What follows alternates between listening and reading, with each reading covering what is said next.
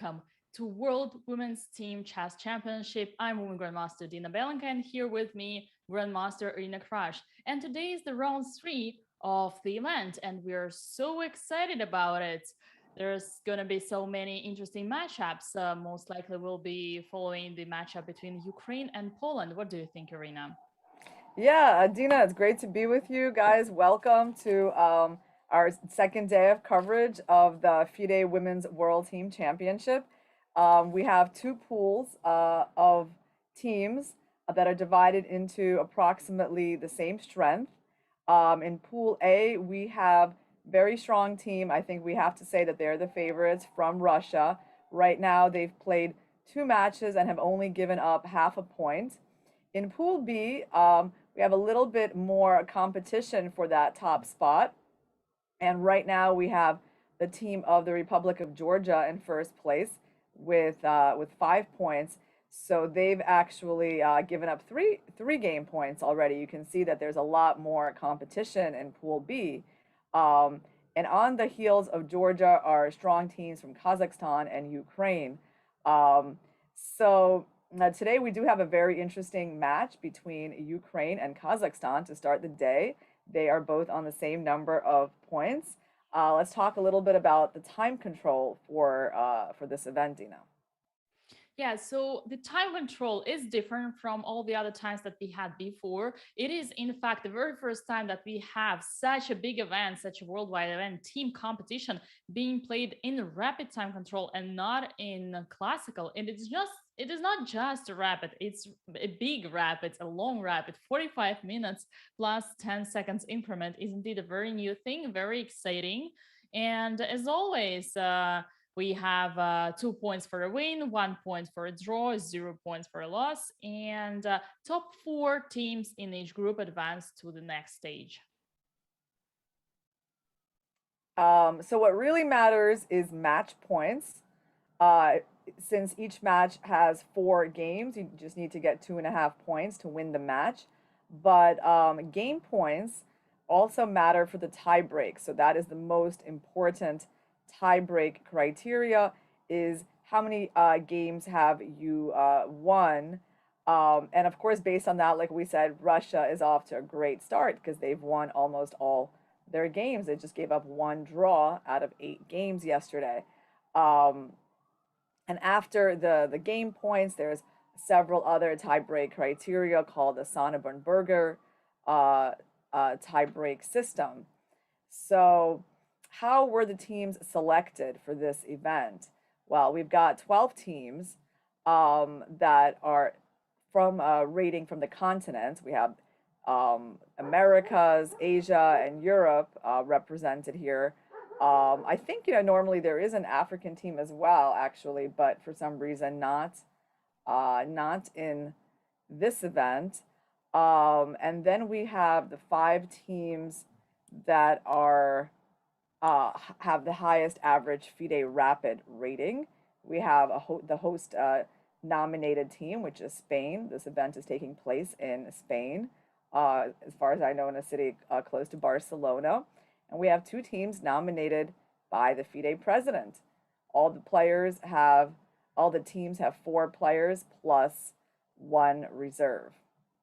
That is correct. And now let's take a look at who are the leading stars of the event. We have so many different names. All of these women are extremely strong and have accomplished so many titles in chess. We do see the most, let's say, the strongest, so to be player of nowadays, Alexandra Gavashkina from Russia.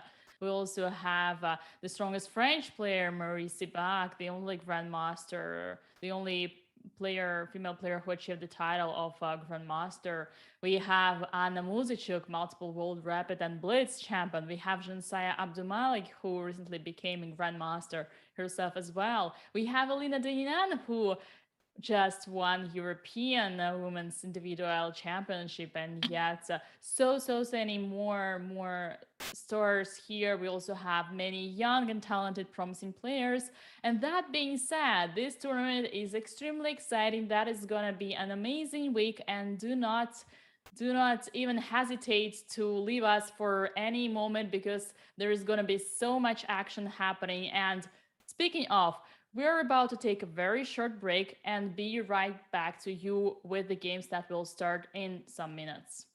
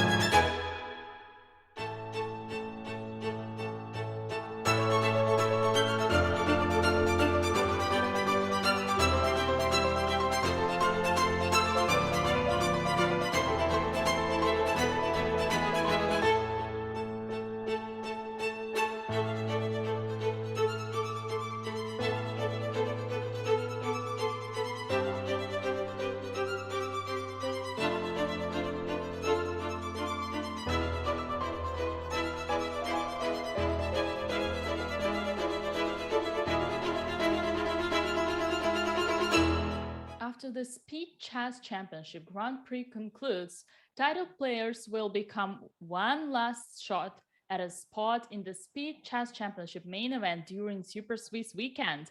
Make sure to tune in October 16th, 17th for the 15-round Swiss and knockout tournament starting at 10 a.m. Pacific on Chess TV. And here we are with the round 3 for the World Women's Team Chess Championship, Dina Belinka and Darina Crush. And the games are about to start. In fact, they have already started. And we are going to start. Which pool would you prefer, Irina, to start us with? Let's start in Pool B, where we can take a look at the match Ukraine versus Kazakhstan. They're currently in second place, right behind Georgia. Actually, let's see. Yes, Ukraine. Oh, Ukraine is playing Poland in the first match. Yeah. Okay. So, well, let's take a look at Ukraine versus Poland. So we have Anna Muzichuk on board one. Oh wow, today is Alexandra Garyachkina's birthday. Oh, yeah, Congratulations. it's September 28th, and she is getting 23. I think she just turned 23. That should be around Wow, that. wonderful age. Indeed. So so young, yeah. Um, okay, so we have a Rosalimo here in the game between Anna Muzichuk and Jolanta Zawadzka. Not exactly surprising. I mean, I think Anna does play the Rosalimo quite frequently. And Hmm. this is a very popular line. Yes, I have played it myself many, many times. There are several moves here. For instance, there is Bishop F1. There is also Bishop A4. No, Bishop A4 is a blunder. Sorry, Bishop C6 Yeah, is maybe also then possible. D4 or then Yeah. C3. In fact, there are two moves, so Bishop F1 and Bishop C6, and both of them are playable. So it's just a matter of a taste and of preparation. We'll see now what Anna has prepared here so far. But now she's thinking. Yeah, interesting that she's thinking that early. We've got a little bit less time. Let's go. Well, before we see what she does, let's go see what we have on the other boards. How's her sister doing? Yeah, that's a very good idea. So we have here Maria.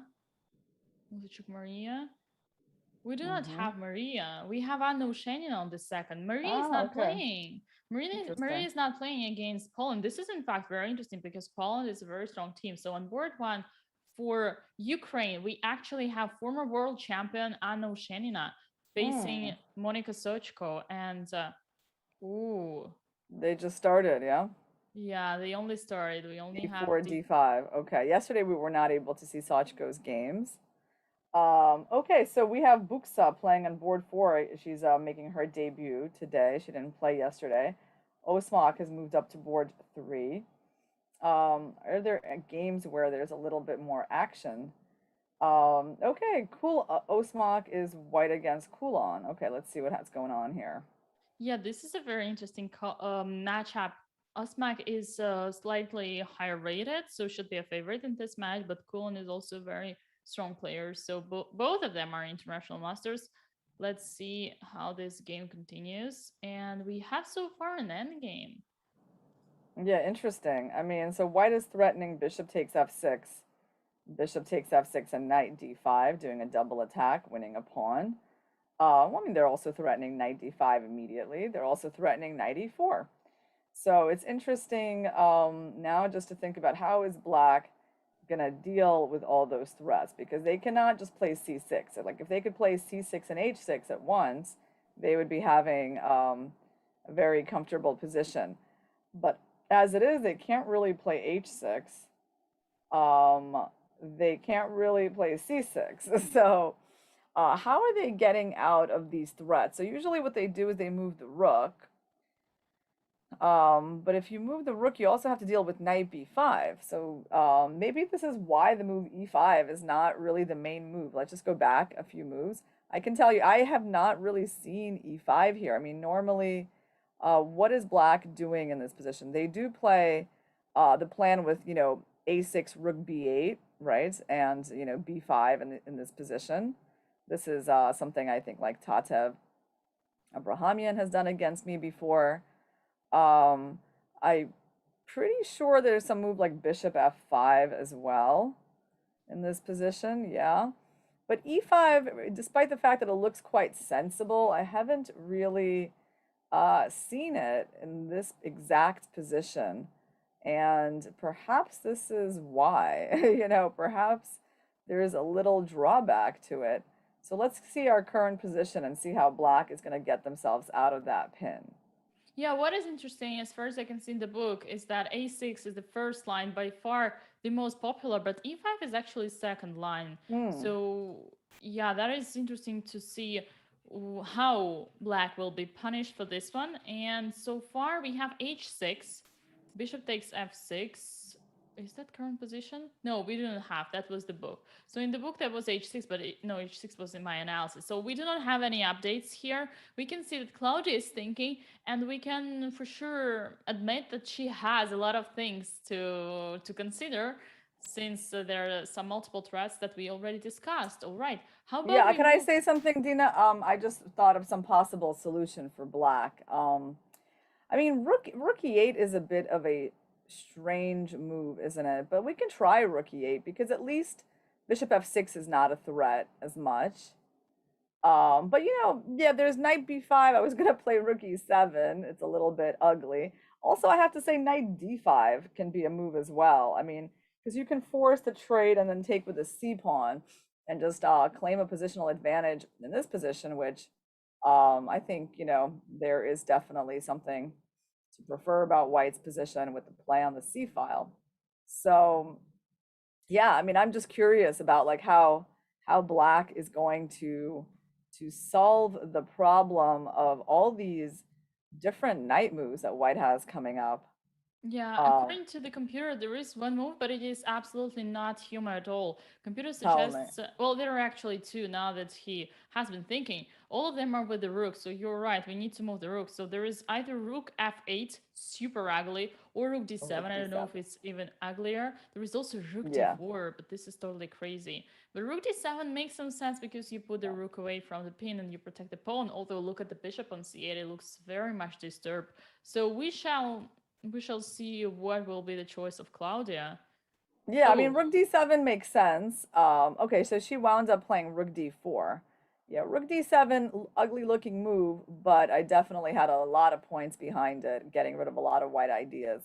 So now, if rook c4, what are we gonna do? it Yeah, so actually rook. makes some sense because you attack the c4 pawn, so knight b5, as I showed, is not a good option because of rook takes c4. What if we play the absolutely conservative move b3? What's the idea? Is it just Yeah, c6? let's go c6. And since like c6. white does have some slight advantage, but it's more for a long term. There is nothing concrete here so far. So this position is playable, I would say, for black. Yeah, I suppose. You still have to like first of all, white can probably get control of the d file. Like even if they play like a rook a d1, right? I mean, they're probably going to get control of this file once they play e3. So even then, there's a little bit to think about for black. Like it's not, I wouldn't say it's like completely equal. Let's try rook a d1. Rook a d1, okay. Yeah. So Rook how is a black going to equalize this? I mean, I suppose they can go bishop f5. d1. So you played b3, c6, and now rook a d1. So Yeah. bishop f5 is the move that we consider now. And here Yeah. we have there e3. is e3, there is e4, there is knight, let's say Yeah. a4. Let's kick that rook. Let's try that. Okay, e3.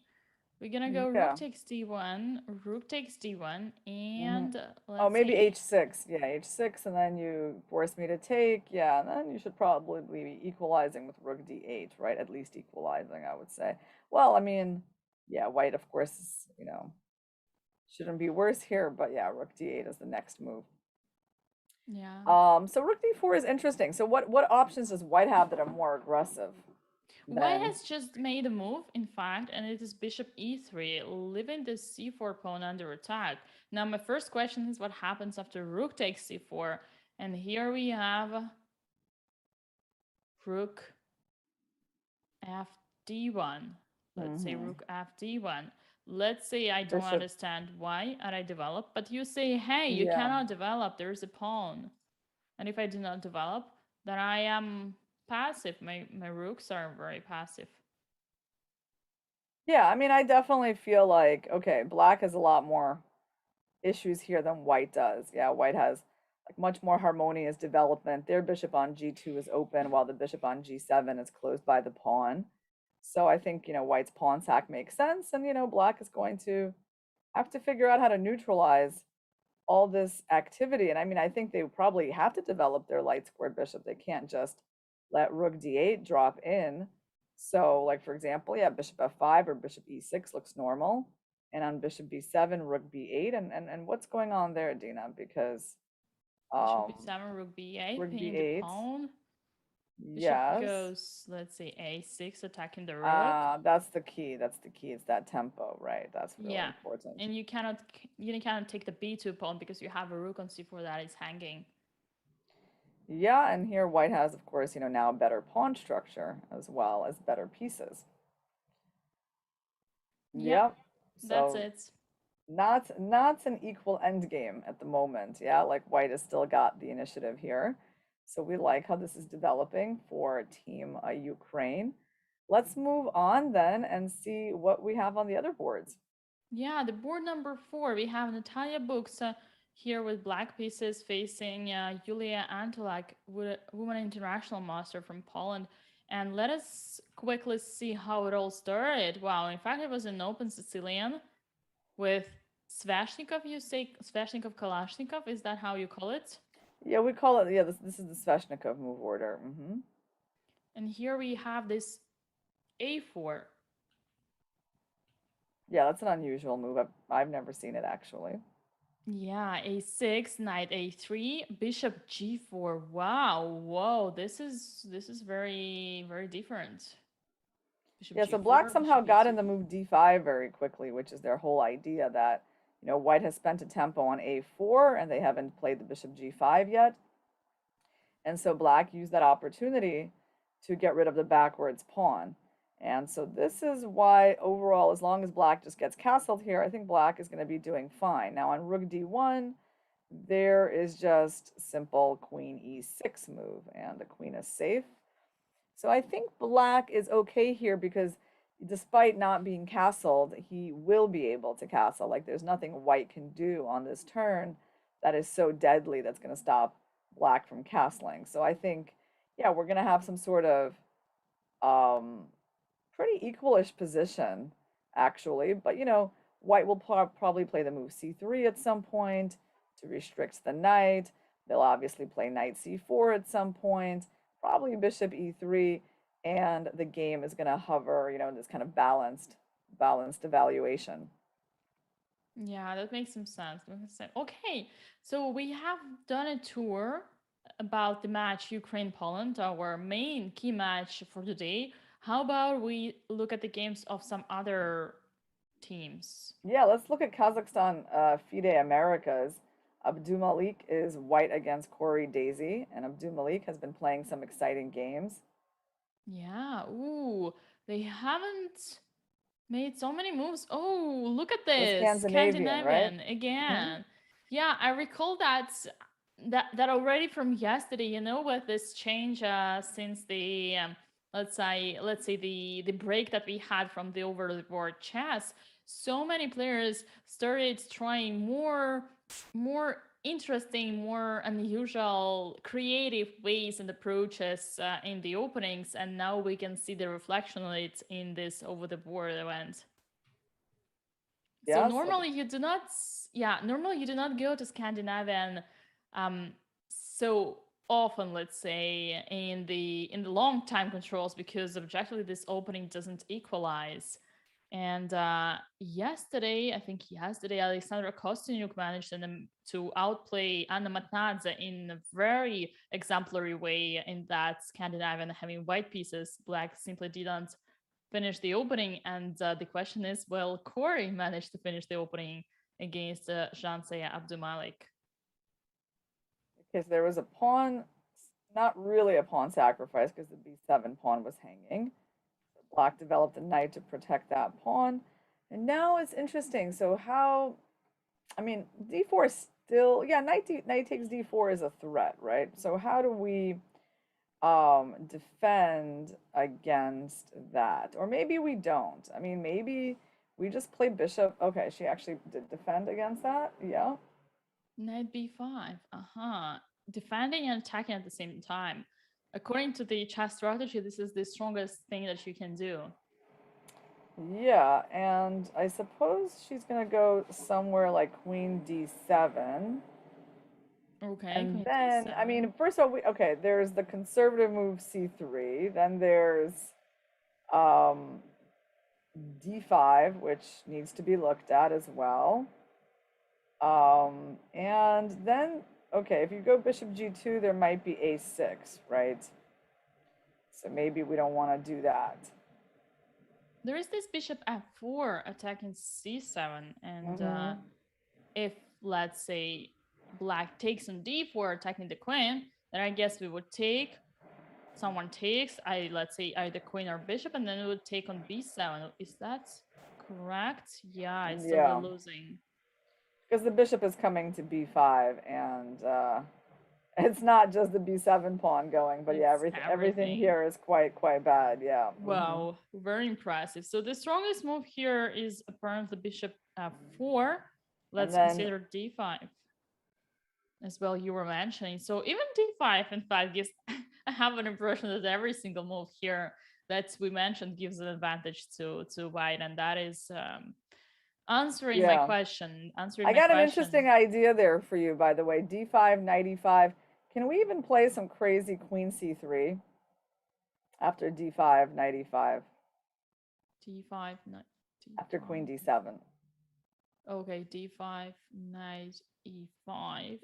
Queen You want to c3. play queen Yeah, I c3. guess you'll play. I guess you'll play c6 though. Yeah, I Oh. was wondering if we have time to set up f4, and also, but yeah, you have c6, so it's not.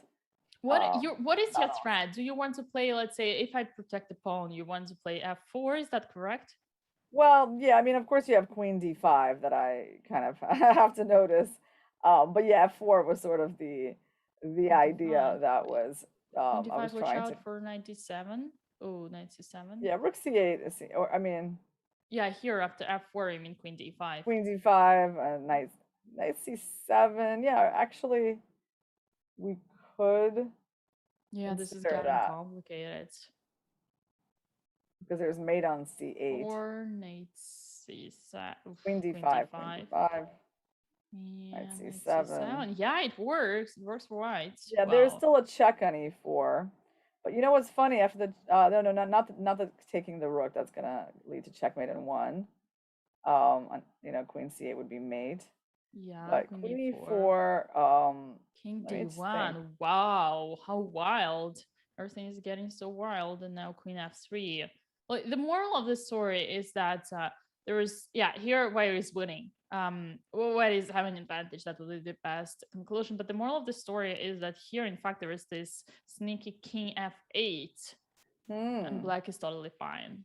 Nice. I like that move. Very solid. Yeah, Protecting the let's see. bishop and getting out Knight of the c7 fork. doesn't work because of rook Yeah, c8. that's pretty Yeah, cool. you get out of the check exactly as you said. And what do you play here? f4, you want to try, but there's going to be queen d5, and this time knight c7 doesn't come with a check, so it doesn't help anything. Yeah. Yeah. This queen f8, sometimes you can actually blunder those moves. Yeah, I mean, it didn't come to my mind at all, so I can definitely see how someone could miss that. But I mean, okay, d5 is just one idea. I completely agree that the move you suggested, bishop f4, it's just more natural. And she did play knight b5, so black is thinking about what to do. And yeah, I mean, she's in quite a dangerous position here, Corey. Yeah. And like when I look at this opening, I'm asking myself, what was the difficulty in for why here the only, let's say, for Yeah, one side G3, unusual G3, move you have to G3, know. yeah. Yeah. As But long as you kind of know that setup, yeah, then it's not yeah, that difficult. you're tagged. And even G3 is actually line number 4. It's not the most popular move. So let's say even I wouldn't be surprised if Jensaya came up with that move on her own, G3, and after Bishop G4, is that a mistake? Yeah, it's actually, it could be Bishop G4, the imperfection here. Instead, probably something like Knight F6, keeping like more natural. Bishop F4. And here it's not a big deal. You can just go away Queen B6, and the position is not that bad. I mean, weight is slightly better, but the advantage is like playable, totally playable. Not the same thing that we have in the game. And you know, one last thing I want to add about this position is that, from my personal experience, Bishop G4 in Scandinavian is very rarely a good move. Very, I very completely often. agree. Yep, that's also something that I've noticed, Dina, that for some reason, I mean, white is always is getting the bishop pair after that move, and or getting tempos on that bishop, going for h3 and g4. So yeah, completely agree with that observation that that move is often not leading to such a great outcome for black. And indeed, Jinsaya just played h3 and she took the bishop and put some pressure on that b7 pawn, and now knight b5. So I think she's playing really, really precisely, and we can expect her to enjoy a nice game here, maybe even to win quickly. Yeah, and I want to point out once again, not only precisely but also logical, and this is extremely important. Like whenever you come up for as an option, or you decide to play such openings as Scandinavian, or let's say Pyrrhic, or any other, like, let's say, creative openings, you kind of count on the fact that you will surprise your opponent, and that on practical level it will be quite difficult for him to come up with the correct way to get an advantage. But here, as far as we can see for now, all the moves that white had to do were logical. So it didn't, let's say, put all those difficulties in front of Jensaya. So I would, if I were like to give an exception to this game, I would probably criticize Black's opening choice.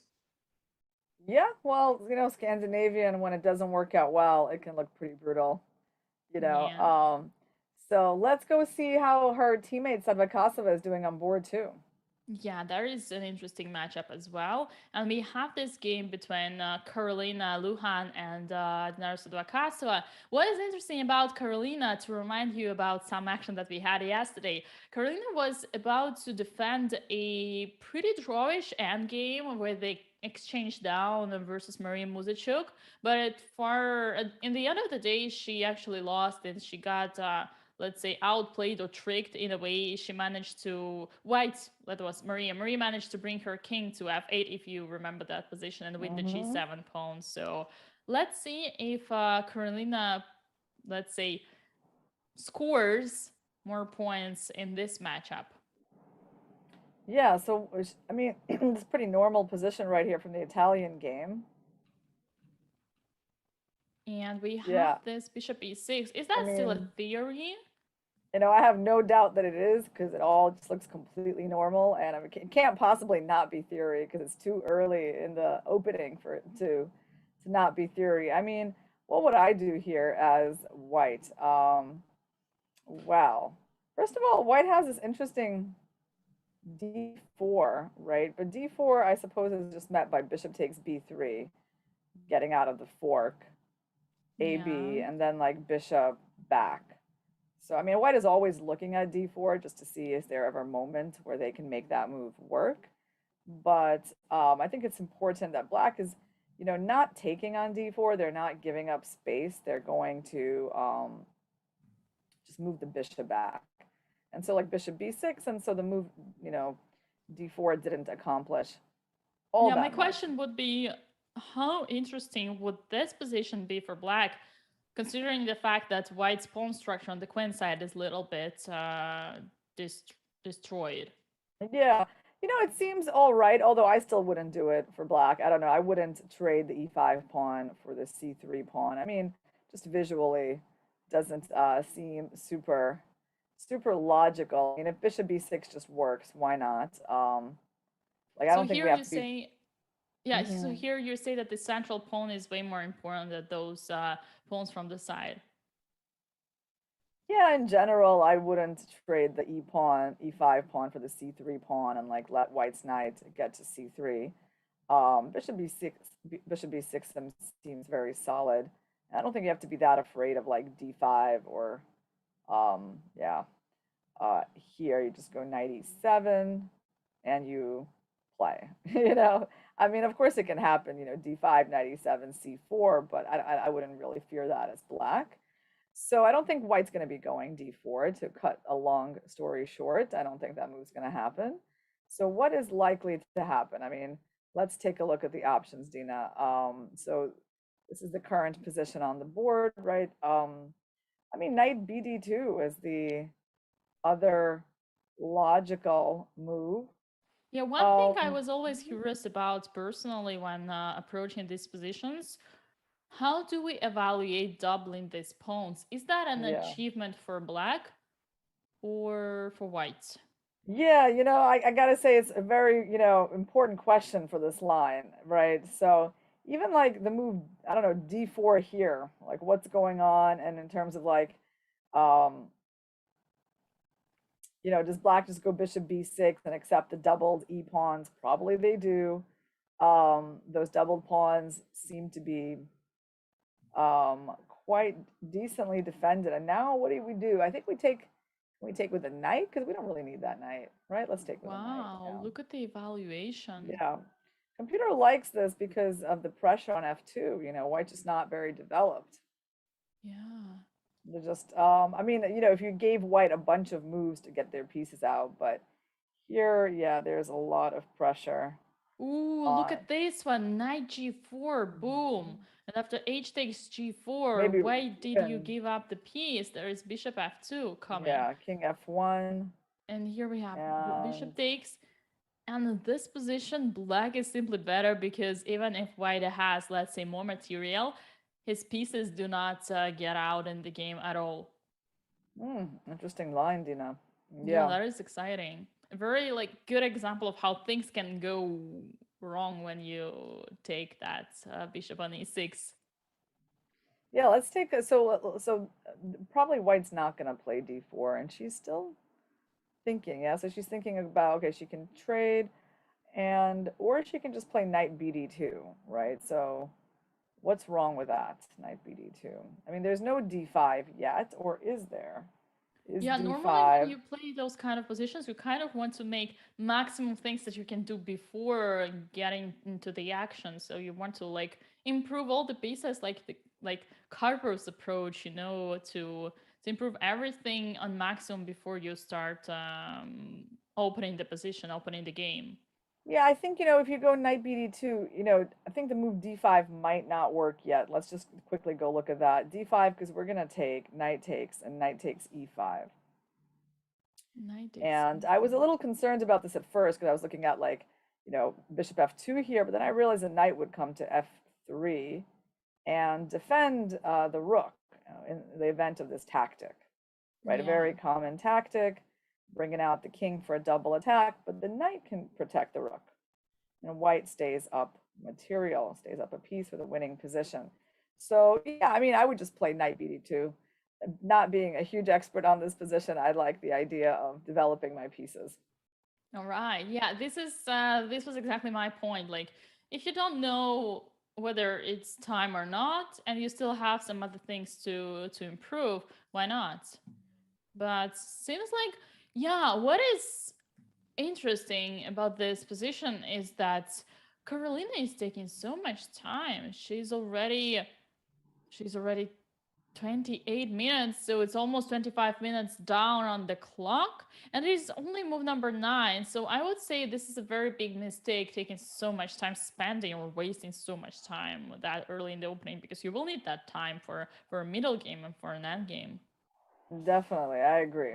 Um, so let's take a look maybe at Pool A for Yeah. a couple of minutes to just see. We have a fan asking about when is India's match. Well, um, shall we take a look at India Armenia just to make Amit Sarkar happy here? We got Harika playing. Oh, interesting. This must be a. I'm trying to guess. It's a French. Yes, that's right. Yeah, it looked like Caro-Kann advanced variation, but it It wasn't did, quite it did. But you French. know what I realized, Dina? The bishop's on D7, not on F5. So I Yeah, was like, sometimes it still can, happen when you take on like you play E5 C5 on one of three for black, and then you have D takes C5 E6. In that case, we could get it as well. yeah, Harika playing E4, it just goes again to show, like yesterday I mentioned how versatile she was in the openings, and I have to say she's not really an E4 player at heart. That's not what she grew up playing. But, she's just really, spends a lot of time on chess and has really expanded her opening repertoire. So now these days, seeing her play E4 is not a complete shock. She even played E4 against me in our World Cup match some years ago, and at that point, that was a really big surprise. Now it's less of a surprise, still a little bit of a surprise. But you see, she has let's talk about this position. I mean, um, very unbalanced. Black has those doubles pawns. At the same time, doesn't seem terrible for black. Right now it's white's turn, yeah? So white is thinking, okay, take on d5, then maybe knight takes e5. Or actually just maybe even pawn takes d5, because on queen d5, bishop e6, queen d8, rook d8. Like, how does black save the pawn in the end game? So let's say I'm you sorry, take I'm white. here on Yeah, you I'm take thinking on just pawn E5. takes d5. All Well, I right. think you can do either. I think you can It also maybe take here like that. Yeah. both actually work. Queen takes D5, I was thinking bishop e6 here and bishop seeing what's going E6, on. and refusing to Yeah. trade the queens, or Yeah, actually both are refuse to trade possible. the queens. I mean, the thing is, I can probably entice you to trade the queens if I want with queen d5 is one Yeah, move. that is correct. Queen takes, Yeah. bishop takes, and knight c3. And it seems like white has like a little advantage. Could Hmm. be enough for a long term. Who knows? Yeah, because there's some end games, yeah, where they're going to be maybe up a pawn. But okay, so what about knight takes e5 here? Yeah, there is also one more move that we need to consider. Knight takes, bishop takes. And here, what do we have? There is knight The question c3. is, how much does the dark squared bishop compensate for this, weaker king and damaged pawn structure? The bishop is great. It's really a great piece on e5. And queen g5 would be great if it wasn't, I think, gotta be a little concerned about f4. What's And the there is point there for bishop intermediate. c3?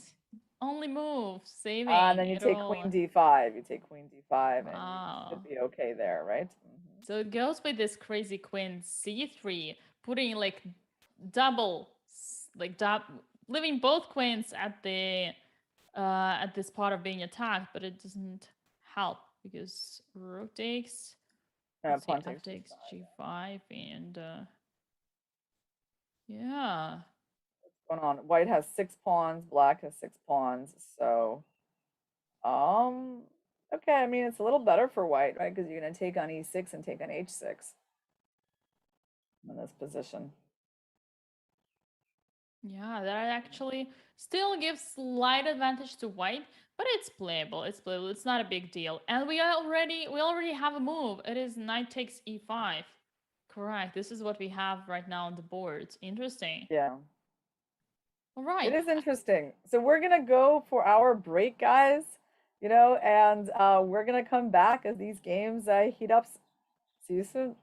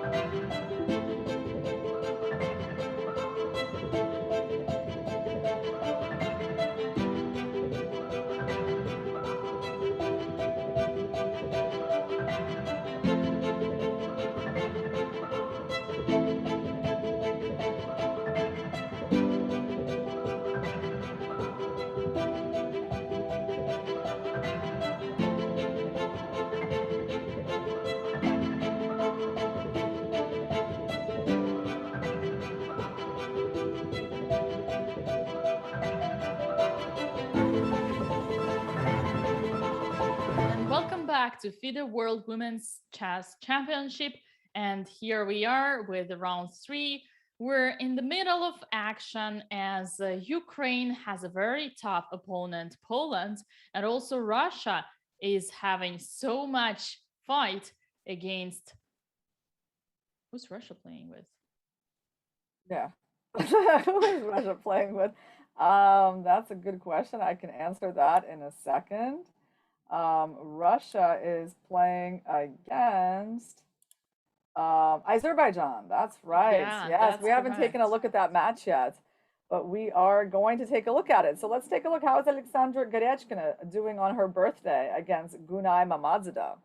Yeah, that is the matchup that we haven't opened yet. Let us see. Indeed, Garashkina has just turned 23. What an amazing age. And, well, as far as I remember, she might not become, yeah, she won't be able to become world champion at the age of 23 because in the year 2023, we only have candidates. Correct me if I'm wrong.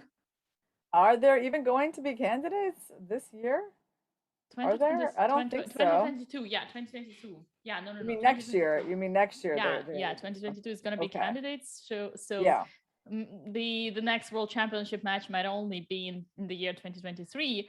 So yeah. Anyway, we wish Garashkina lots of best for her birthday, and seems like she's already about to get herself a very nice present gift, having a big advantage with black pieces against Gunay Mamadzara. Let's see how this game started. So we had this Berlin that we already saw 95, before. yeah. Berlin and 95. All right, bishop e7, bishop f1. And here I'm asking myself, how did black get themselves in trouble that fast from such a peaceful opening?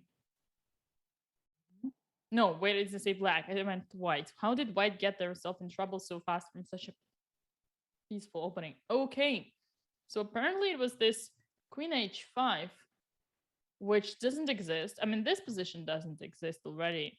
Knight d4 is the second line, only 2 games in the base. And after queen h5, seems like it is an accuracy because after knight takes c5, rook takes e5, knight e6, we have knight c3. And starting from this moment, already black is having a better position. Yeah, I mean, the problem is that white's bishop on d3 is, blocking the center pawn and blocking the development of the whole queen side. So on one hand, he's stopping black from castling, but it's hard to play chess without a number of your pieces, right? So black is kind of neutralizing white's activity. I think black just played g6, right? Knight f4 was already a threat on the board. So I think this is why white played g3 here. Is that what happened, Dina? Yeah, and apparently that was a very crucial mistake because starting from g3, look at the evaluation bar, how much it dropped. Now we had g6, queen h6, and since like white pieces are lacking a lot of coordination, there is simply no harmony between them. And ooh, what? Queen g7. Oh, Whoa, how okay. beautiful. One would say, is that a queen blunder? But yet, no, there is a pin. Luckily for Unai. And now the next move is going to be something like bishop f6, queen h6. Probably would lead to repetition, though. Oh no, bishop Yeah. was on e7, so No, it's an bishop was on improvement. e7, so the bishop It's an has improved a improvement. little bit. So the question is, how is she going to play? Oh, she played interesting queen f6. She's going for the end game. Oh, wow. Look at the bar. Computer absolutely does not like this decision. Apparently, it loses almost all the advantage. Now, let's take a look at this one. What or how would black continue to exploit this position? Oh my god, I see the move. And Is I it don't king want to tell you. d7? Is it? Is it king Yes, d7? it It's is. king It is d7. queen d7. You Oh know, king boy. d7 is very interesting. I mean, I have to say I like that decision because, yeah, the king can go to c7 where it's going to be completely safe. The c6 and d6 pawn sort of like prepare that for him. And this way you can actually start using, the bishop g5 threat again because you're no longer allowing queen g7. And after queen h3, there's going to be at some point knight f4 once your king's on c7. So I do think this is like very sensible. I mean, it's unusual. Yes, it would have been pretty cool, I have to say. You do feel kind of super like Superman when you play King D7 and break all the rules of chess, seemingly, right? Um, but yeah, her, I mean, okay, it is a little bit hard to think of. And so she went for something very solid. You know, she probably didn't realize how big her advantage was. Yeah, but in fact, the truth is King D7 is not the only move. There are so many more.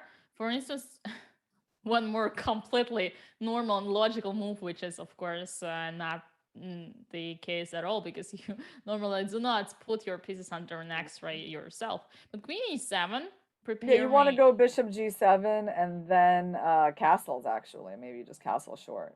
Let us assume white does something like knight e4. You go bishop e5. Okay, let's Why say not you bishop made. G7? Isn't that a blunder? No. Is Yes. it? Knight No. d6 Knight and queen D6 takes loses a g7. Knight knight d6. A6. Yeah, you go And here. on king F8, there's what? Ooh, intermediate. You win it. You're gonna win a pawn. Okay. Yeah. Okay, very tricky. So you're gonna do bishop e5. All right, and now I understand. Looking at these lines deeper, I understand that they are not so easy to find and understand for Gerashkina. And Gerashkina's style is very, very solid, and she kind of always goes for avoiding all the counterplays. So sometimes I think it's a right decision to go to a sharp position against her because she might actually voluntarily take the decisions where her advantage will be lower to simply calm down the position a little bit. Yeah, I agree that um, that describes her style quite accurately. And yeah, I mean, it's not a surprise she went for this. I mean, she went for a very solid position where she has no problems. But on the other hand, she can't really exploit her opponent's queen anymore, right? So, I mean, but it's still very comfortable for her. It's really, I can understand her decision. I wouldn't really call it, a mistake, because you got to make practical decisions when you play chess. This is a position she's going to be comfortable in. She's still a little bit better. I mean, White still has to spend some moves like figuring out how to get the bishop on c1 out. And Black's going to play d5 at some point. Black is actually better positioned in the center. So I think, practically speaking, a very reasonable decision. And now maybe let's go on and see how her teammate Alexandra Castenu, the chess queen, on Chess.com, and how is she doing? Not only on chess.com, but also branded. Chess Queen is branded so as Chess King, and I suppose Chess Princess Who's for her Chess daughter. King? Oh, Chess King there's is, yeah, Chess King. So first of all three are branded. So like oh these are the names that belong to Alexandra and one other, let's say, a company or like a product or a person cannot use them. And secondly, yeah, answering your question, Chess King is the program, special program, or also the website that has a lot of numerous products like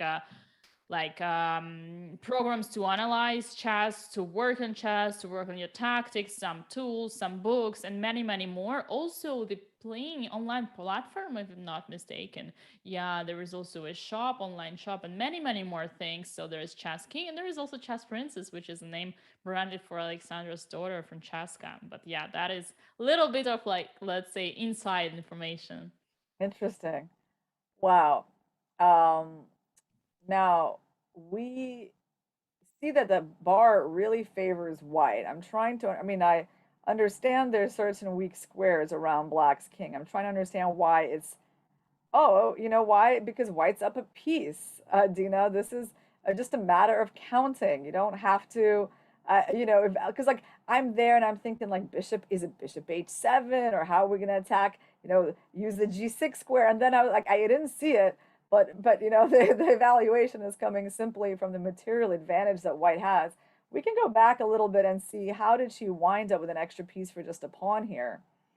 Yeah, So let's French take a look. defense, advanced French, just like Harika and Alina Danielyan. Yeah, here where we have this queen b6 and f6. Now we have b5, bishop e7, bishop f4. F takes, bishop takes. Okay, for now, everything is under control. Even Yeah. black is the one who has a slight advantage. Black was doing fine. Yeah. Rook b1. What is rook b1 for? Don't tell me you want to play b5. Knight C4, h5. maybe play C4 somewhere. But then you would probably go with a3, no? Yeah, you can do either though. I mean, C4 is not. I mean, you can leave the B4 pawn hanging because you can always play 3 if they take it. So rook Yeah. B1 was fine. Maybe she wants to get out of that whole diagonal. Um, Okay. okay, so that's not bad. And then what did she do? c4. C4, yeah. Yeah, this answering my question simply. Confirming your theory, knight takes g3, h takes g3. We have queen c7, a3. Finally, this is the move that I wanted Mhm. to play. And bishop d3, a5. Queen c2. Okay. She's getting into some trouble here. Oh, Oh did she blunder my! pawn takes d5 Oh and my! b5? But this is such a such a, let's say, I don't know, I want to say like trivial, if I may. Yes, yes, it is C takes simple. But the d5. problem is, yeah, I mean, so she got herself pinned and then she lost the knight, I see. But how Ooh. is she supposed to protect h7? Like, I feel like it's not, of course, that part is not, doesn't look so trivial. Because the Yeah, the computer can be saying this is all good, but maybe it requires sacrificing the h7 pawn, right? Like, yeah, you got to do that and sack the pawn, which is, that part is not as obvious. It's very hard psychologically to consider that. So she probably just didn't cross her mind that queen c2 was setting up a double threat, not just one threat to h7, but like also a threat on the c file. It's possible to blunder. You make one fast move and that's it. But here, yeah, here Black right now is doing well. Black could be the one up a piece, right? yeah, it reminds me, of a strategy that you genuinely put to when you play rapid or blitz. You actually do want to attack as much as possible and just simply put small little problems in front of your opponent every single time that you make a move, because in the end of the day he will just be too tired looking for defense and will eventually make a mistake, and this is what happened here. Yeah, Wow. so we got someone asking, are these games rated? Einstein, yes, they are rated. They Yeah, are these rated are for rapid, for FIDE for Rapid rapid. rating. Oh, okay.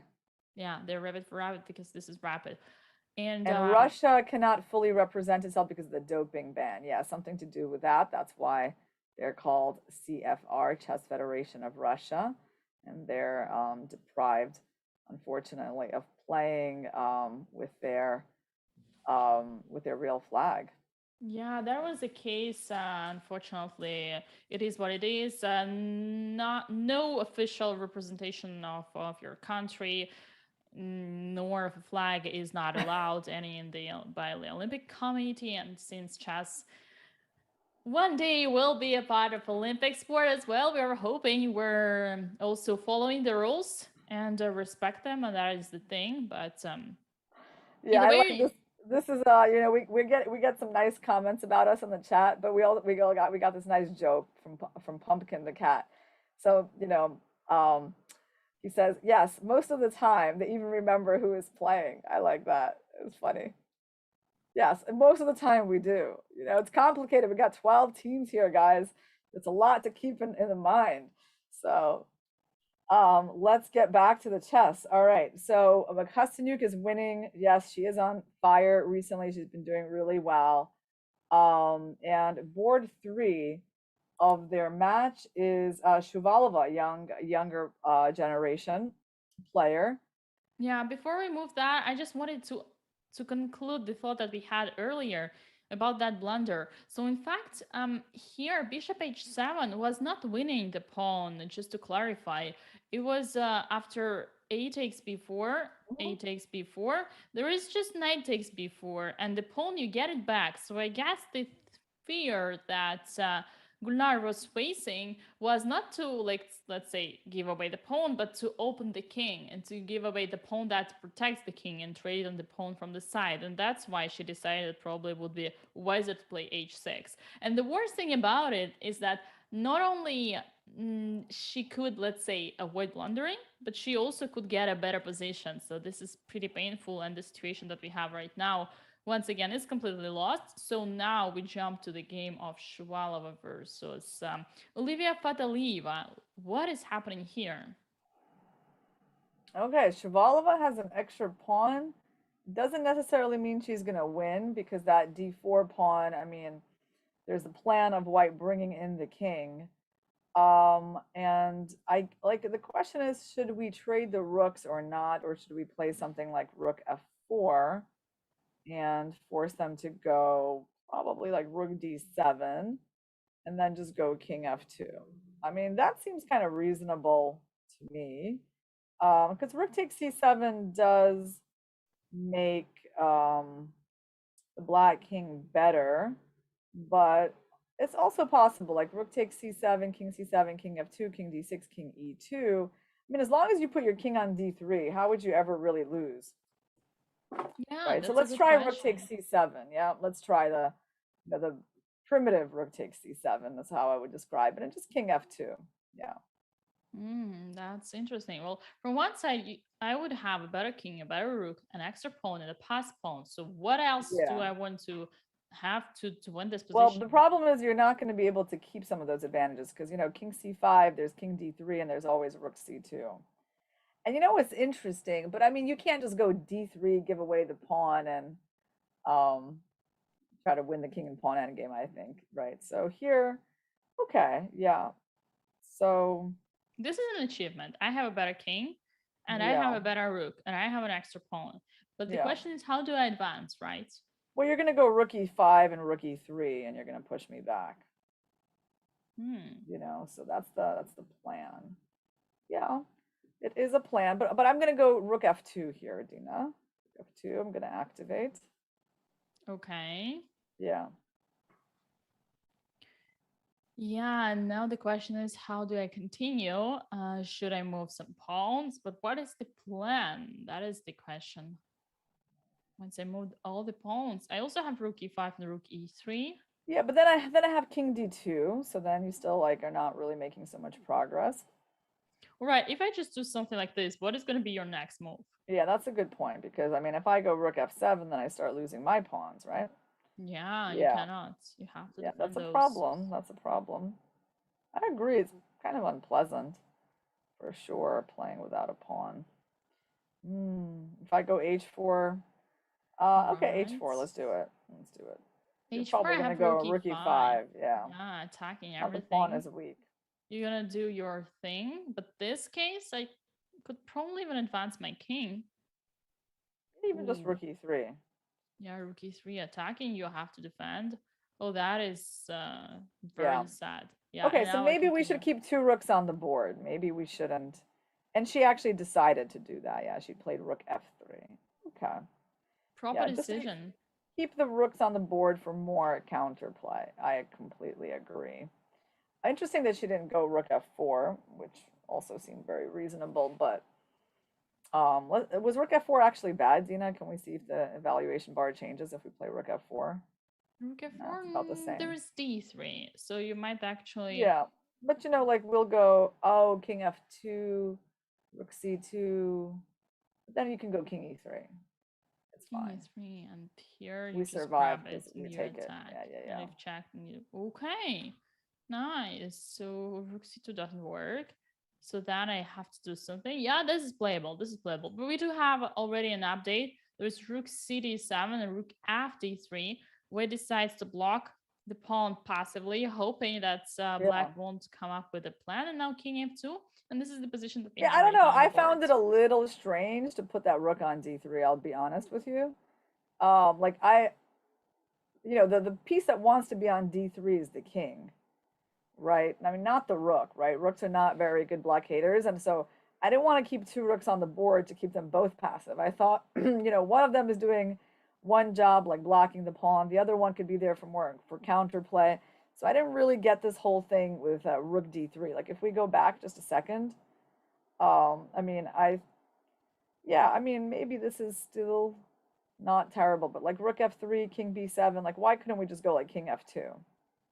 All right, king f2, the move that we were considering. King f2, here we go. Boom. Ooh, not No, no, G2, yeah, obviously. after after F2. Rook F3, Dina, after Rook Oh, F3. right, after Rook F3. And here, Rook D7, we got King F2. Yeah, King F2. Like, what's so terrible about that? Was she worried about? I mean, no, D3. Let's say Maybe she, D3, just yeah, assuming. maybe that Now I was have what. King A3. I don't threat much. I don't No, threaten we're much. not threatened much. Yeah, that's Ooh, why. is that a plan? I'm going to draw as much things as possible here. But you can Hmm. kind of sort of stay on this position. It's not like Black has much of a big plan either. Ooh, look at this. King E4 saying I'm not afraid of anything. And after Rook E5, Rook D4, going And what? just go back. And let's say No. you improve.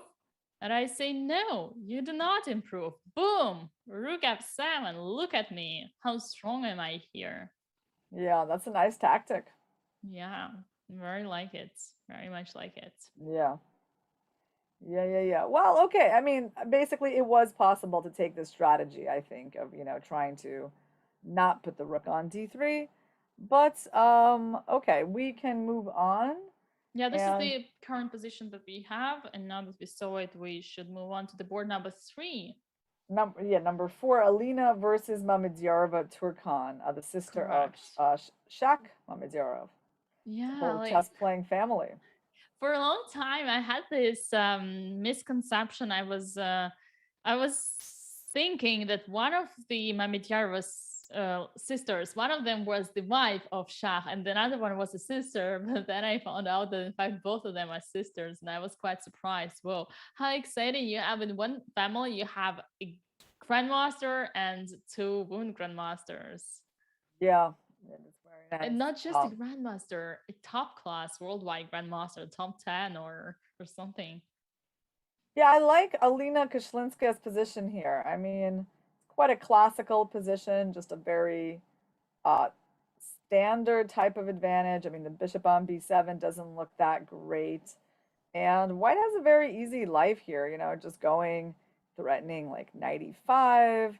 I mean, okay, black can obviously play right now. Black is thinking, and they can go knight g6, but they have very little opportunity of breaking out here. I mean, with c5, because c5 is going to produce other weaknesses. So black is kind of passive, right? And white has multiple plans. They can go queen b3, a4, a5 as a one plan, right? So yeah, I mean maybe knight e5, okay, is not as dangerous because there's some kind of c5. So maybe you don't need to hurry with knight e5. You got to consider if you want to allow black to play c5. Although I still like white there. I mean, instinctively, I still don't have such a big problem with that. But queen b3 and a4 is a very typical plan. Yeah, let You me know? briefly show you how it all started. We had this kind of, I was willing to say, yeah, Nimzo Indian, and ooh, a3. Ooh, Yeah, this is a3. called the Petrosian system of the Okay, Queen's Indian. line number 2, right? Kasparov used to play this too when he was young. Okay. And here we got this kind of Carlsbad structure, but very unusual Carlsbad. Oh, no, actually, Carlsbad. I mean, not like the Carlsbad's like first type of Carlsbad, but not that unusual either.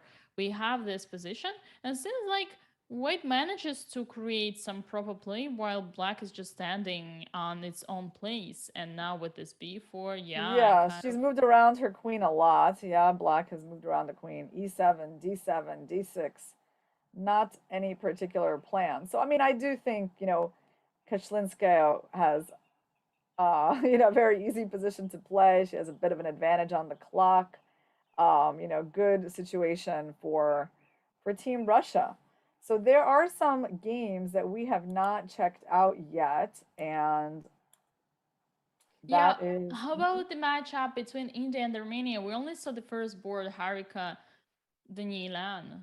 yeah. Let's take a look. Vaishali Mikurchan or Sajda versus Anna Sargsyan. Any of those games? Wow, this one is an unusual position. They're seem to have not made all that many moves. Well, I'm assuming they haven't made many moves because, white hasn't even developed the queen side. So how far into the game can they possibly be? It can't be that far. Ooh, F5 so early in English. That is quite a rare line. I believe Yeah. I saw it already. Something like this we saw already before. Yesterday. Either How many way. players per team? So there's 5 players per team. 4 of them are playing each match, and one is an alternate. Correct. Okay, so you kind of going through this. I have no idea how this position was really like. It seems like there was a lot on the way to get here, but let's just try to evaluate what we have in front of us, Dina. Let's not spend too much time on how this all came about in the opening. So let's see. We got 3, 6, 7 pawns for black, 8 pawns for white, less development for white. So black just lost a pretty important pawn on f5. Black can't castle queenside, which maybe in some worlds they would like to do. What an unusual position, right? So the question is, like, okay, black also has e3 ideas, but white would probably be playing f3 there, and maybe this is why black plays rook g8 to have a little more pressure on the g3 pawn for those lines. Question for me is like, okay, if white can just do some development, he's going to be doing well. Also, rook g5 is an idea in some positions, not yet because there's bishop d7. Oh, no, actually, no, it is an idea in some positions because bishop d7, there's knight d7. So you can also interpret the move rook g8 as preparing some sort of tactics with that pin. And how does white get out of all of this? I mean, castles seems a little dangerous. I would be a little scared to castle here short. Yeah, the more I look at this position, the more I am asking myself, why is white better here? What is it about white's position? I mean, look at the king, look at the bishop, look at the rook. I mean, black's king is also in the center, but no, Can he I take cannot. another pawn, Dina? Can I just take that h4 pawn? Or, I mean, is e3 too dangerous? Okay, let's go, let's go, let's go, let's go for it. Take a You look. wanna g takes h4? Yeah, sure. Let's just for fun take a look. Okay, Now, for just to fun. show some lines, because e3 I think is interesting. e3, f3, and then like try to I don't know, get to the h4 pawn in some way. Is there any? I guess there's no real way to like sack a knight and go to take the h4 pawn because the king can always run to d1 and like c2.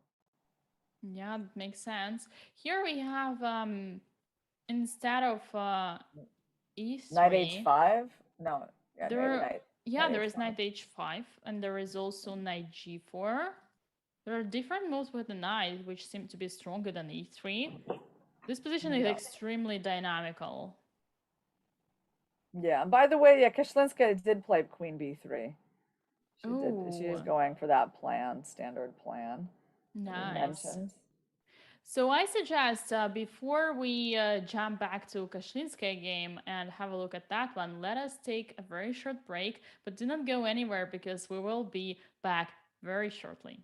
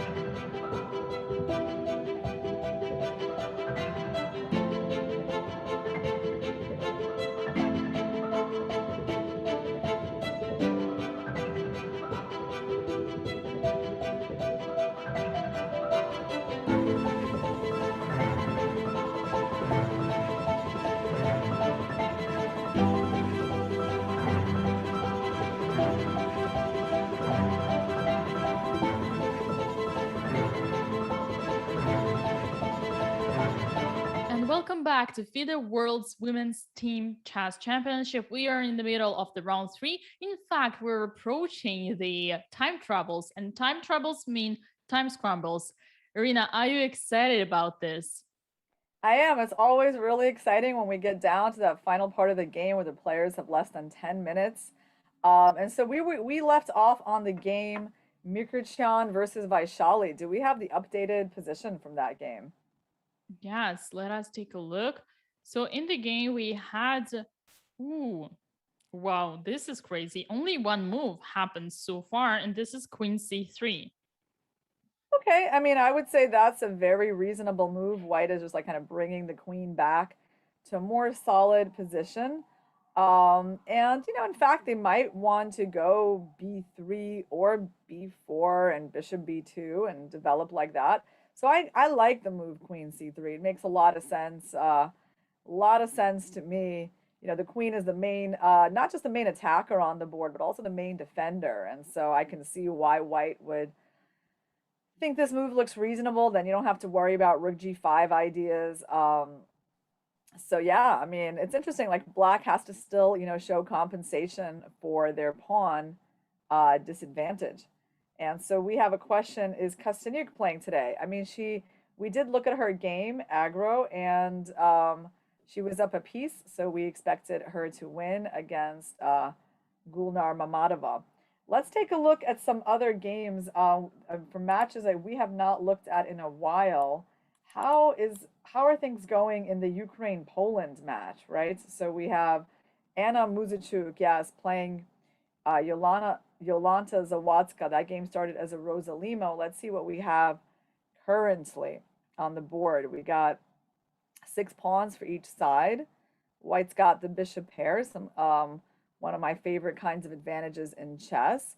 Really strong light squared bishop, nice queenside majority.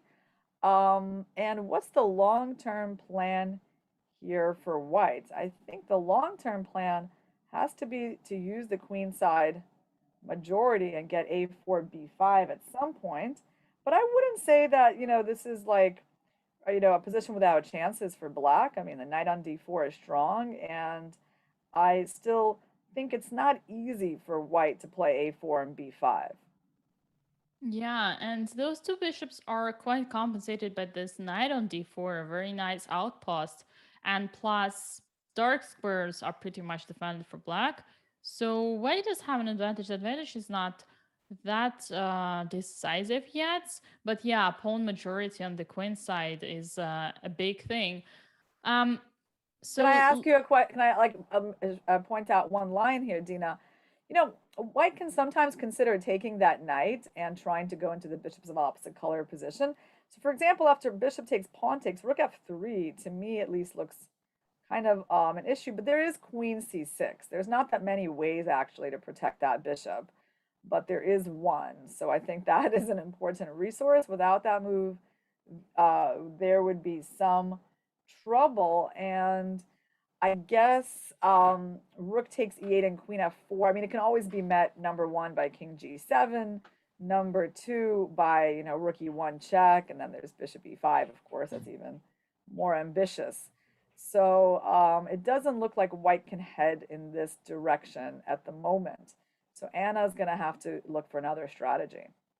yeah, I think your idea makes a lot of point as in general because it kind yeah, I think it can actually occur in any moment, maybe not now like immediately, but very soon, and this is something that we really need to take into consideration when playing with white. Right. So Mm. the position hasn't I have an changed yet. interesting plan. I have an interesting plan for you, Dina. Maybe like, well, obviously, okay, first we have to think about why did black play queen c8? She obviously wants to go queen f5, right? I mean, she kind of wants to just reposition the queen there. I think that's the only way to explain it. I kind of like maybe rook ed1. Well, yeah, I like rook ed1 because it blunders a queen. Very smart, Irina. Yeah, go ahead, blunder that fork on e2. Nice job. Nice. I like that. Yeah, look at that. In my little Very positional planning. cooperative. Yeah, okay, let's go. Let's try not to do that. I'll tell you what my vision for the position is, and then we can figure out like how we can implement. So my vision was more like bishop a2, queen c4. I wanted to switch the position of the queen and the bishop, and then have the queen on this beautiful central square to go a4, and then have the queen protect c5, go b5. So that's the thing, but I can't go bishop a2 because of knight f3. So that's why I wanted to protect the rook. Um, so what if we just go actually? What if we go rook d3 to d1? All So what if right, we put it rook d3 to solidly? d1. Whoa, rook d3 to d1. How about I do something like rook d7, for instance? Yeah, and now okay. Yes, if I go bishop a2, yeah, let's go bishop a2. That was your plan. Got my plan. I tell my students, you always gotta have a plan. Queen Having a bad c4. plan is better than having no plan. Yep. Queen c4. Let's activate the queen because no one really likes a queen on Rook e d8, for instance, it is something like this. And then you go a4. Yeah, I have to calculate knight f3, but like knight f3 pawn takes, rook d1, queen f7. Okay, queen f7 wins. Okay, Yeah, so we because don't of have queen knight f3 f6 yet. coming next. Hmm. All right. Yeah, and so the computer is not impressed at all with my play. Maybe because of queen c6, just like attacking a4 and not allowing b5. I mean, it's one of the many possible things that you can do. So there is no way to push the b5. And I think not. I think, it doesn't quite work. Yeah. uh, it seems like you still improved, but yeah, it's probably Yeah. not enough. And the current position hasn't So she's changed still much. thinking. I mean, she's kind of catching up to Yolanta on the clock. And so what I think is my evaluation is yeah, the computer might evaluate this as a bit better for white, but I think practically speaking, it's up in the air.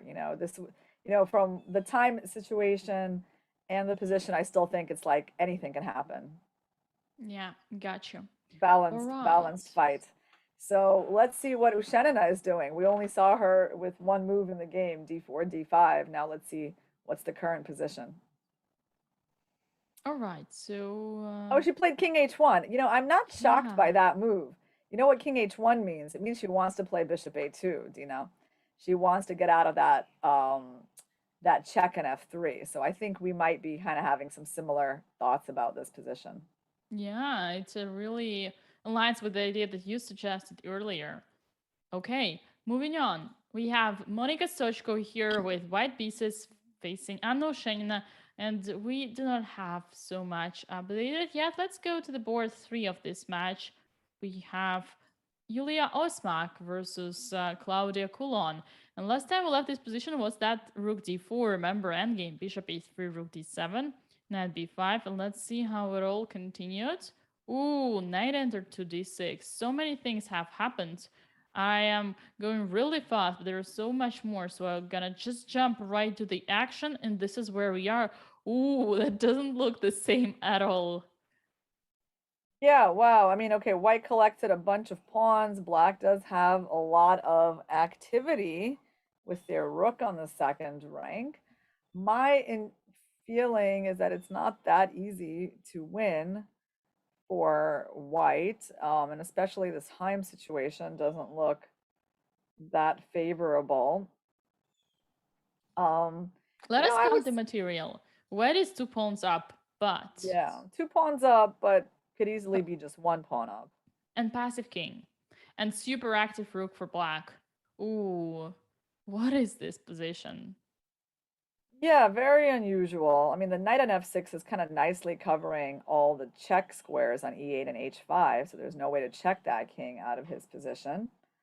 Um, I They mean, say wherever there is a knight on near your king, you will never get mated, but this usually comes to your queen. Although here with the rook, it also makes sense because, as you said, no checks. yeah, at some point, I mean, this king can even go to d4 and e3. I mean, Ooh, happen. and mate is gonna happen for white. Who knows? Yeah, it can happen. I mean, I don't know. My feeling, if I had to guess, I would feel like white is just this is going to be a draw in this game. That white is going to be like, look, I don't have a lot of time. Position's not clear. Okay, yes, I'm up some pawns. Like, let's look for something safe. Um, that probably be my approach. Dina, I got some aversion to like trying to take on too much risk when there's so little time. And I mean, down to to a minute and a half against 12 minutes is quite a lot. But rook f8 seems like a good move, right? I mean, she wants another pawn. Yeah, it makes a lot of sense. Rook f8. Now, assuming that we go somewhere like, ooh, how do we even improve here with black? Black, Is yeah, knight like g4 a move? You're gonna grab your pawn, I assume. This is what you want. I have mine. Well, things are so different. There is knight h2, taking yeah. an f3, so you won't take it. Wow, this is so complex. You need to calculate a lot. This is not a typical endgame. This is a position full of dynamics and might actually be simply about calculation and tempi. Yeah, yeah. I mean, okay, rook f8 definitely makes me more optimistic because if white can get that pawn off the board, it's not clear how to develop this initiative, yeah? Yeah, For correct. black. So, I mean, I agree. You kind of have to go forward since going backwards, like you can't go king e6 because there's bishop c4. So you can't, go to back to d5 because you just came from that square. So she's going to have to go forwards. I think she'll have to go for this line, Dina. I mean, she'll have to go for knight g4 and rook takes b3. So that's going to happen. One more thing I'm interested about is to see how fourth board is doing so far in this matchup now that we have made a tour of this game. There is Natalia Buksa with black pieces Yeah. with a very interesting knight endgame versus Yulia Antolak. It seems like black is about to convert their advantage. There is no extra pawn, but there is a pass pawn. This is super dangerous. Also, the king in the center. Yeah, looks like totally winning. This would actually be a very important point for Team Ukraine. Yeah, the problem is though, black has this much better pawn majority, and I think the point is that I mean there's f3, and you really make the white king very passive going to the back rank. Like let's try that move. Where are you gonna go with your king? I mean, e1, Okay, I I guess. have three options. Let's go King E1, Yeah, one of avoiding all the them checks. is going into a fork. Now, You might wow, we actually have a just few transfer your interesting knight. ideas. And Got King a few I C4. Yeah, Go first ahead. of all, I have to say even e3 is worth looking at here. E3, I mean, there E3, might be knight wow. d4. There might be knight d4. This Isn't one I that a wanted to little go. bit... I wanted to go king e4 here, Dina. Not knight e3. I wanted to go king e4. Hmm. But After King maybe, F2, your idea would be to take this one. yeah, yeah. I thought this was worth looking at. And giving Uh-huh. away this pawn with the idea of grabbing all the others and saying, my king is closer, so I'm gonna win all these pawns and win the game. Yeah, I mean, maybe we don't have to do it. I mean, e3 is optional, but f3. Like, what else can we do? So we go knight b2. You're gonna go a5. Yeah, normally when you have such a big advantage, you kind of do not want to force the things. You want to keep them cool and chill and just improve your advantage little by little. A5, let's Yeah, you say. want to try to get the c5 square. And so you stay here and then you push And B5. then b5. Yeah, this I Go like. This is exactly. 92. This is feeling very good. Um, And now that is the moment. You're gonna go for this pawn. yeah, I'm gonna go. I mean, I wasn't even thinking like knight c1 or knight f4 and go to e2. Knight C1 or knight. Knight c1 I like. Yeah, I like knight c1 because your knight can't go anywhere, Dina. Yeah. Oh, true, true, Your true. knight is very passive. I Neither mean, my that's the knight thing, nor my king. those E and F pawns, I mean, are just killing the king, and then just knight e2, yeah. Yeah. More Very like that. strong. Yeah. Not b1 and then just pass with your king. Yeah, it's a game over. It is a game over. We actually have a couple of moves here. In fact, we have only one move, and it is a5. Yeah, I thought Ooh. about that as well. It's interesting.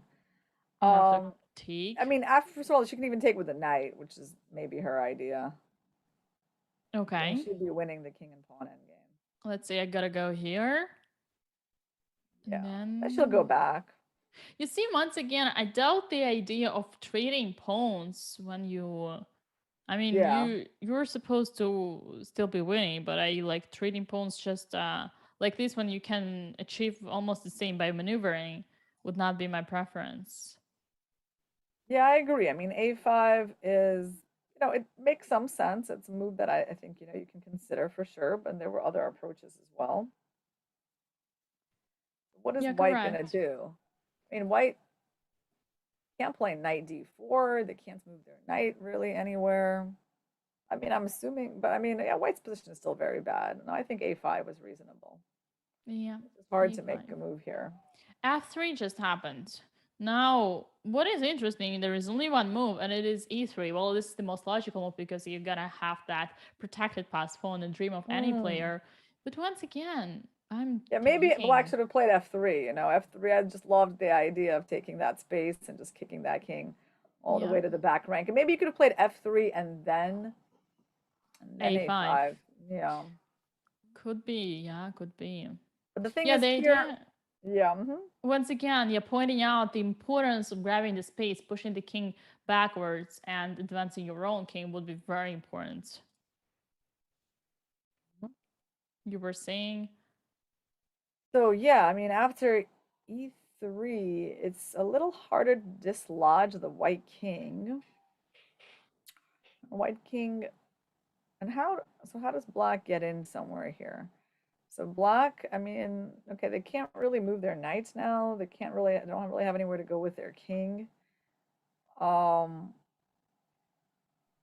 like king e5, maybe try to put like white in some sort of a zugzwang, but then you can go king e1. all right, so e3. Let's say I take on ba5. You're gonna go here. Like, what Yeah. was the moment you wanted to play king e5? Like after e3, king e1. Okay, but Try to play king e1 here because I it's mean, apparently it's b takes a5. that's a better move, yeah. Yeah, But after knight takes a5, what's the deal?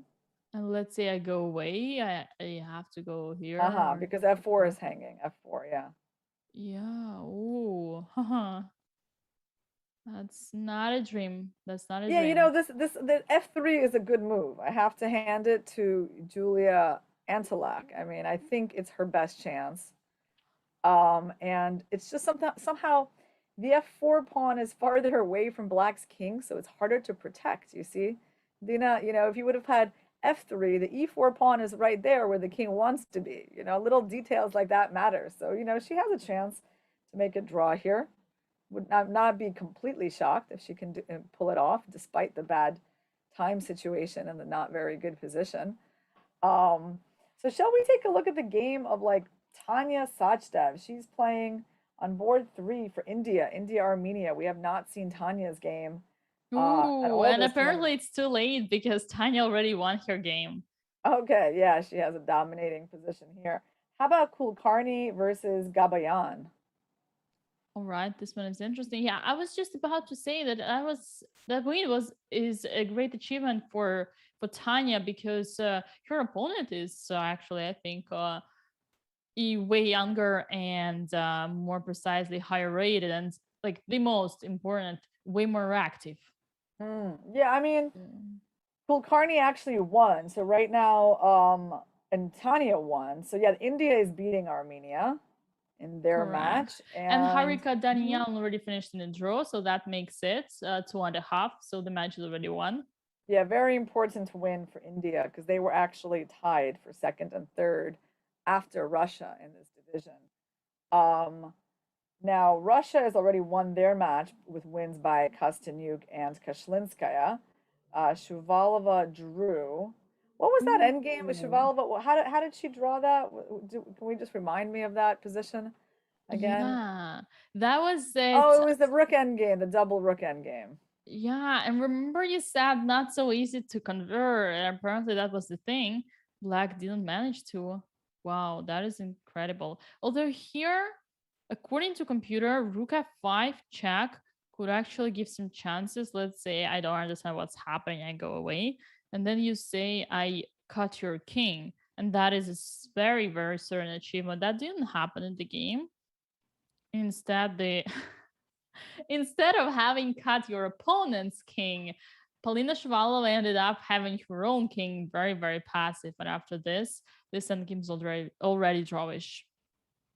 Wow. We also have Georgia. Georgia, we haven't really seen this match, but Georgia's already won against Germany with wins by their top two boards. Oh, well, let's go and see Abdulmalik Khoury. We haven't taken a look at that in a while. Ooh, what happened to the big advantage that Jensaya had? It's Last time, gone. It's gone. wow. Last Oh, time she we has saw that. Corey has almost no time though. Corey has 30 seconds. But, I mean, she really doesn't have too much of a problem here, I have to say, in this position. I'm Let's so go, curious. oh, I'm sorry to interrupt you, Dina. Okay, let's go to Muzichuk Zawadzka because I do think that that's going to be really interesting and the whole time situation. Like, yeah, look at that. They're under Ooh, 1 minute. wow. Seems like the computer is giving an edge for white. And why is that? It must be because of queen takes e4. Yep. Queen takes Oh, c4, no. queen d1, king Wow. h2, King and knight takes h2. c3. This is gonna happen. Apparently, it's gonna Ah, finish like a draw. yeah, This that maybe one. somehow that move cost her the advantage, apparently. Yeah. Doesn't really have much here, and she has to worry a little bit about her king. So we had Um, this position, but queen e4 just in front of our eyes was the mistake. yeah, what about Which bishop a2, there was also knight e3. So bishop h6, keeping the bishops on the board would have been the right decision. After knight a3, there was nothing to worry after queen e4. And let's say queen yeah, you had to d1, see that king there's queen h2. e8's mates. You had to see the checkmate on e8. It was not that easy to calculate, I have to say. Bishop h6 was a tricky decision to make. I can see why with little time she didn't do it. But let's see the current position. Is there's a little danger to the white king actually. So I don't think this is. I mean, she's up a pawn, but there's always this check on e5 that she's got to look out for. Like even queen a1. Like what's going on after that? Preparing bishop Yeah, e5. I Very mean, exciting. no one wants to have to play g3. I mean, okay, maybe you can make a draw after that. Queen a1, Yeah, and you keep the 5. queen. Oh no, that you do not, because there's gonna be a3 pawn. So let's say queen a1. We already happened in the game, and now, what is your threat? Let's say I put my queen to f3 or to d5. You're gonna go bishop e5 check. I'll play g3. You're gonna go queen b2. Yeah, Anna has only like how many seconds does she have? Is it 16? That she had 6 Queen seconds and she made a b1. move. Yeah. They Ooh, look at the bar. Queen e5. Double yeah, attack. yeah, I'm telling you, Double Dina, with those attack. bishops of opposite colors, this little time, it's pretty clear that playing initiative belongs to black. Yeah, you never And know. So hard to evaluate. Ooh, does that actually mean that Anna has just voluntarily gave away the pawn? She didn't have to yeah, give it you away know, because she was worried of some our chat is nightmares. asking, what am I looking at to the left? I'm looking at the chat, guys. The Twitch chat. I have like my different screens here, and one of them is the chat, so I can see what you guys are saying. What's the time situation for this game? Well, I mean, you can see Muzichuk now has like 10 seconds, and Zawadzka has 23 seconds. They're getting 10 seconds per move, so it's super exciting. So the check is on the board, and We already oh, have the moves. Oh, bishop e5. Ooh, why? they That's a agreed to a draw pity. or something. No. No, someone. Oh, they made more moves, and someone resigned. Did Yes. Muzichuk No. resign? Oh, queen b3 is a blunder. Oh boy, queen b3 is a blunder because of queen Why? Queen d2. d2. She And flagged. She flagged. Oh wow. No, Oh, Anna why? Muzichuk, like, Did you she? know, yeah, I mean, that's really sad for her. Oh, Oh her boy. stock went to 1 and 0. Oh no, that's why she resigned. Oh, that's painful. Painful. I mean, she definitely was not on track to lose this game, but in the time trouble, Um, anything can happen. although when I look at the position, I have to admit, like, had she made this queen b3 move that we see right now on time, there would be queen d2, and this is completely losing. Although, of course, the question is, would Zolanta find it or not? But this is winning. Oh, this is winning for black. It is complicated. I agree. It is complicated, but it Yeah, what was going is. on in their match? I mean, do we can we see Osmak versus Kulon? Let's see. Are there any other games still left? Yeah, Osmak versus Kulon. That's that end game. Oh, Ooh. okay. So Osmak has 2 pawns, so she did a great job. I mean, now she has obviously, fantastic chances to win. I think it is just a winning position, and even with 36 seconds left on the clock, I mean, so we don't know what's going on in Ushenina versus Sachko because we just could never been able to see that game. That's unfortunate. What about Buxa versus Antalok? Because we did recently look at that, and oh, that's the end game. Oh yeah, do we have a current position on that? Because we looked at F3. Yeah. Yeah, we had this Ooh. one. Uh-huh. Oh, wow. Yes. So it's like it's not good for White. I expect White to lose. I don't, but they have no time. They have no time. It reminds me of yesterday whenever you saw that position, which were like close to drawish on paper. You always kept saying, Dina, on practical level, it is gonna be a win. And I predict this would be your expectations here as well. Yeah, yeah, yeah, that's true. Um, obviously it's very hard to defend when there's little time. There's a big difference between attacking and defending on this time situation. So, but okay, I mean, yeah, White's still holding on. So there is suspense in this game. I mean, it wouldn't shock me if White can hold on, but I mean, now they're gonna go like 92 or I don't know, they could go King E2, but So what does it make us for the match score between Ukraine and Poland? We have only one result so far, and it is well, actually 0-1 for Poland. yeah, we just don't know how Shannon and Sachko did. I mean, that's the big mystery, right? Because we know, like, we do think Osmak is going to win to tie the match against Kulon. And then this game, it really depends. I mean, if Ukraine wins, if Buksa wins with the extra pawn, then they're going to go ahead in the match. And then it really depends on what happened on board too. But she still hasn't Ooh, won, so look at there's this still, move. yeah, knight d3. So 93, so she's why is it threatening so knight bad? d4. She's threatening knight d4. So black is getting their knight to a really good square. You have to keep your knight super passive. And then knight on d4 is amazing. Yeah, yeah, yeah. That she's never moving Mm. her knight again, ever, ever, And yeah, that king might be coming out from the side. Um, So king g5, king b2, king h4, king c3. But the king on g3 is going to be amazing. Yeah, that's why she's going to win, because the king on g3 is just too strong. Yeah, Yeah, you didn't want the knight on e1, Dina. You wanted it maybe on e2 if possible, but that's the thing. She found a way to remaneuver. Although I didn't really understand. Oh, that was the position that we had. So the mistake yeah. was to put the knight there. And I guess after knight e2, was she afraid of knight d4? But that wasn't a big deal because your knight would go to g1 at least, Yeah. at least what? At least I mean, it still king. looks pretty bad because what about king f5, right? Yeah, I got it. Once your king comes to You g5, go you to have check knight h3. Yeah, yeah, attacking the yeah. That's pawn. how, yeah, that's the drawing setup. Not so obvious. Is this the position on the board? Yeah, an amazing sacrifice. Let me show you. Knight takes f3, boom.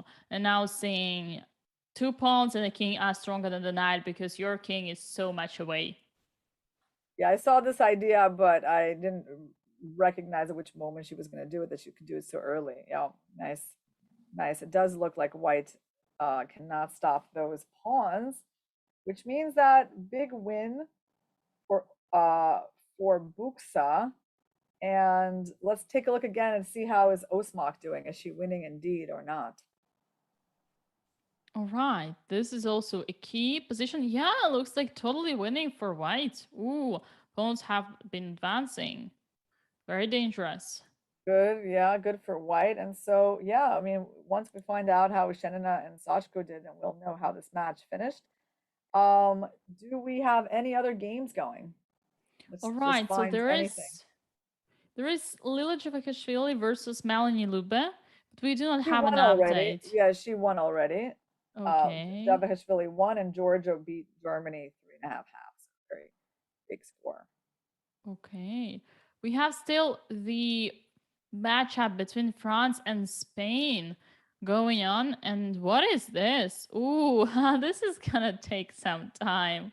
Rook and the bishop versus rook to pawns will be transformed to rook and the bishop versus rook, which will transform to yet 50 more moves, at Yeah, least. yeah. I hope we're gonna go on our break before before that.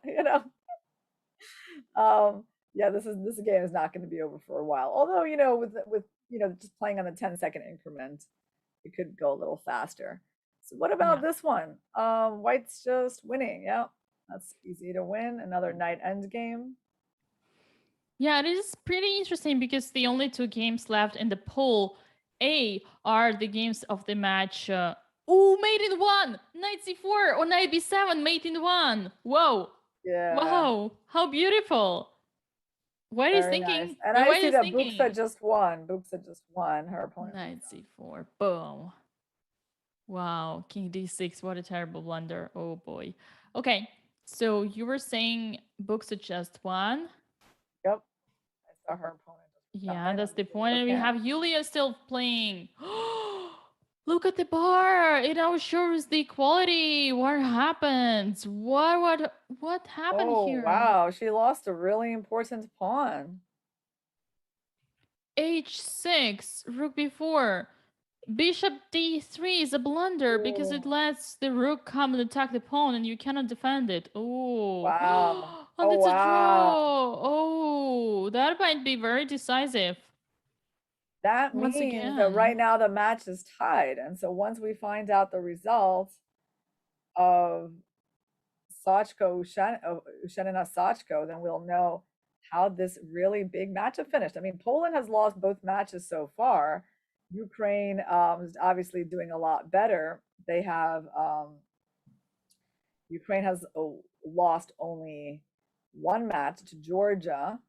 Um, but yeah, I mean, if Poland loses again, it really takes them out of contention. I think.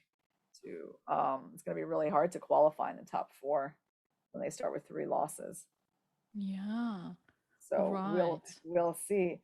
And so far, it looks like Kazakhstan is going to beat just barely, but they're going to beat the FIDE Americas team. I mean, Abdul Malik, she's not going to lose to Corey, and that means they're going to win 2.5, 1.5. Yeah, so far we have only one game in progress, meaning that Abdul Malik already made a draw with Corey. Yeah, that's gonna be a draw. So Kazakhstan wins 2.5, Hmm. 1.5. Someone And told us in our chat that Sachko also drew, which means that okay. Ukraine Poland is going to be a hard fought draw. Ooh, yeah, that's a little bit misfortune for Ukraine, I bet, because of that small incident that happened in the game of Yeah. Anna Mozichuk. I have to But say once that was the most again, exciting, wasn't it? Yeah, that yeah, was a absolutely. cheap game. But once again, I want to point out Anna started being confused. Yeah, so she made several mistakes because she was worried of that danger from bishop and the queen. And her last move that she made when flagging was a terrible mistake as well. So it actually might have been very much logical outcome. Yeah, I mean it's logical. It's just that I mean she had control over the game. It was an interesting, balanced game. Yeah, that's what that's why that knight on d4, it was not, it was definitely some compensation for the bishop pair, and it kept Yolanta on in a balanced position. So better show the table after round 3, said Agent 77.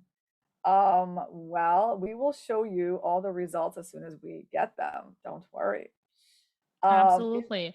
We still have one more game in progress. This is, as I predicted, the game between Vega Sabrina and Andrea Navratilova, and Andrea will be trying to convert her advantage, which is pretty much understandable, especially in rapid. Yeah, I mean, you do need to play those kind of positions, and all right, it's gonna take a while. It's gonna take a while, I have to admit. We do have other results. We see that Georgia already won against Germany 3.5 to half a point. And if we speak about Pool A, we also have results here. Russia won against Azerbaijan, losing only half a point. Polina Shvalova drew her game. India won versus Armenia 2.5 to 1.5. And now France, yeah, France is losing for now How to about Spain. King So d4? Yeah, King d4. I was just going to say that Vega should play that because Bishop c4 was not possible because of Rook c7. Um, she's still keeping that c4 pawn. I mean, it's not that easy for Black to win it, even, right? I mean, she might eventually win it, but it's not that easy. yeah, so in fact, this game is extremely important for France. If by any chance Andrea Navratilova manages to win, it would actually save the match. So Andrea does need to continue here. Hmm. See, so matters a lot, and France um has 0 match points. They do need to try not to lose. Sabag won. Important game against Hudson. Yeah, Natasha lost to a lower rated opponents. Ooh, pity. And Alexei Sylvia also lost to Marta By Garcia. the way, Dina, can we take a quick look at Mamadzada versus Garyachkin? I mean, I know the game is over, but Garyachkina won, and I think it's interesting because we kind of like talked about that opening where like what after Queen f6, where she made her sort of usual decision to go for like a not very complicated continuation, right? Just to see something solid and good and go for that. And let's see how she handled that. Bishop e7, yeah. d5. Mm-hmm. All right, knight takes e6, bishop Didn't takes really have e6. any advantage, right? Like, look at that. No. I mean, now it seems like more or less equal. Okay. Yeah, so where was the technique? Where was Yeah. that masterpiece? Where did Gunai get outplayed? A5, probably. Yeah, there you go. Okay, Maybe a a3. little something, Now a little black A got a file. file. Yeah. A little something. h5, also very typical h4. Mhm. Blocking Still b6. looks fine for white. Yeah. Mm-hmm. Rook b1, so passive. Now rook a2. That is an achievement. That is only one weakness, and we know that one weakness is not enough to win a game of chess. c3, okay. I'm gonna try No. C5 at some point, I think. Or d4. Oh, she walked right into D4. Oh. But you cannot really stop it, can you? Pretty What do you hard. play? d4 yourself, king d6, and then you go rook c1, protecting the pawn. Yeah, Rook maybe actually a2. that's not bad. Yeah, Bishop E2 and to Yeah, there stay. is Yeah, nothing she should have here. stopped that. Yeah. Mm-hmm. All right, so bishop d3, d4, and starting from this moment, Big blunder. Yeah. it's Mm-hmm. already Allow an that. advantage. Yeah. Yeah, okay, here it's already understandable. Yeah, and this is what happens, and step by step, Alexander Garashkina managed to outplay. Okay, fair enough. Nice. Nice. Let's go back to see Um. our roller coaster. Yeah. Okay. So. Okay. Great. Great. Let's see. I don't. Let me demonstrate my lack of knowledge here. Like. Please do, please do. Yeah. Well, okay, so the king is not actually cut. Right now, I think it's called the second rank defense. So right now, yeah, white's still fine. Um, and I don't know, they can just play. Can they play just anything really, like rook g3 or something? I mean, rook Yeah, b6. so Sorry, rook b6. rook b6, yeah, because like the normal way to oppose to the bishop would be to place your king and your rook Okay, that with one is fine too. okay, yeah, on the color of the opposite color, let's say rook to b6 and king to b4 with one square to spare them to. Or, for instance, here king b6 would be also correct, but the problem is that it loses the rook. But that would be the correct way to like a fortress. So Yeah, her move is fine because the check on a1, she just goes to b6, and she doesn't like lose the rook because her king will be close to the rook. yeah. So yeah, so far she's holding that second rank. She didn't let the black rook take over it, where there are some winning positions if black's rook does get that second rank. So for now, everything is fine. Yeah, I would say it is a slight achievement for it was a slight achievement for black when the king was cut. Now the king enters to the center and it is a little bit less Yeah, let's see if she interesting. can maintain this like second rank defense from the other side now. Yeah. So this is the perfect thing, the one I was talking about. One square to spare rook and the king, and both of them are situated on the square opposite to the bishop color. So this is a perfect way to keep it that fortress. And normally there is absolutely no danger here, but there have been people who lost those kind of endgames. Oh yeah. Even the grandmasters. Yep. That being said, grandmasters have even lost. Like, wasn't it Nakamura or Kramnik who won Rook and the Knights versus Rook to another grandmaster? Possible. Yeah, I recall those hilarious cases. Yeah, if people nowadays play Rook and the Knight, then of course Rook and the Bishop you should play. You should try to get maximum out of it, especially when this is a match point. She's gonna go rook g3 here, and then she's gonna go back to e3. Correct. This would be the way. She's found. But bright side for black, even if you blunder a rook, you're still not gonna lose this game. Yep. Yeah, she's holding her fortress. Okay. So she's holding. Yeah. And she wants to just play, I don't know, rook g5, rook b4 check. Yeah, then go back, rook b6. Mm-hmm. It's hard. I mean, the thing is that black hasn't even succeeded in getting white's king cut on the back rank, right? So, I mean, they're still quite far away Yeah, from anything. that is what I was saying. Before the king was cut on the A file, and now it's not anymore. Okay, bishop c4 was a good move. Yeah. That's a pity. Bishop c4, okay. Yeah, nothing is getting progressed. Here, you know what I think of? There is yet one more way to defend, and it is not with the rook and the king, but keeping the rook, let's say, from this side, like from d1 or something. Do you recall some kind of ways to defend like this? Uh-huh. Well, yes, there are ways to defend like that. Yeah. And keep pinning the bishop, and then when the king goes one way, go with your king the other way. That's right, Dina. Yeah, keeping that That's the rook. other. It's another Um, way. But for now, I mean, yeah, like her strategy is working out just fine. sometimes if you don't know one, but you know the other, it also works. It is also Yeah, working. she's just She finally moved her rook. She didn't move to b6 for some reason, but her rook on the second. Okay. All right. Is that an achievement? I doubt so. I really doubt so. Bishop e6, probably. Willing to, control as maximum as possible. Okay, bishop b5 has been played. King It would be d3. good. It would be good if we actually knew how many moves. Last pawn disappeared, move 85. Oh, pumpkin, the cat tells us. So 30 moves to go. Okay. Right.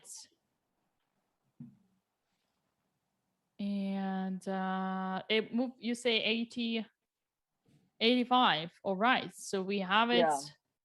108. Oh boy, it makes 20 moves. So 30 more to go. It's gonna be exciting. Okay, so look at this. So finally her king's on the back rank, but her rook's on the second rank. So right, she's back on that second rank defense that we talked about earlier. And important to point out, Dina, that if king d uh, Ah, 6 here, there's rook. Yeah, there's the stalemate trick, which and a is stalemate. everyone should know about. Yeah, it's a big part of the second rank Nice. defense. Very nice. You should try though. You should try just to be sure that your opponent also is aware of that and is not too tired. Let's say. Yeah, she's gonna do it. Okay, we So have what? rook h1, king e7, and rook e1.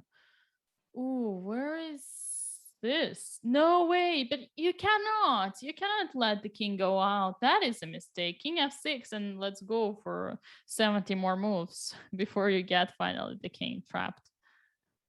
Ah, I don't like this one. I don't like this one. There isn't even much to add about this position. King e5, bishop d3, rook g7, king e5, and king h4. Wait, what? Okay, once again, we did achieve something. Rook f6, king f4, come on, or king f4 immediately. Rook f6, rook g5, bishop f5. No, but the king will go on g3. Ah, Yeah. these We'll go. dances are really um I like I'm trying to find the right word. Like, do you dance, Irina? Dance. Theoretically. It reminds me of some kind of, I don't know, um let's call it a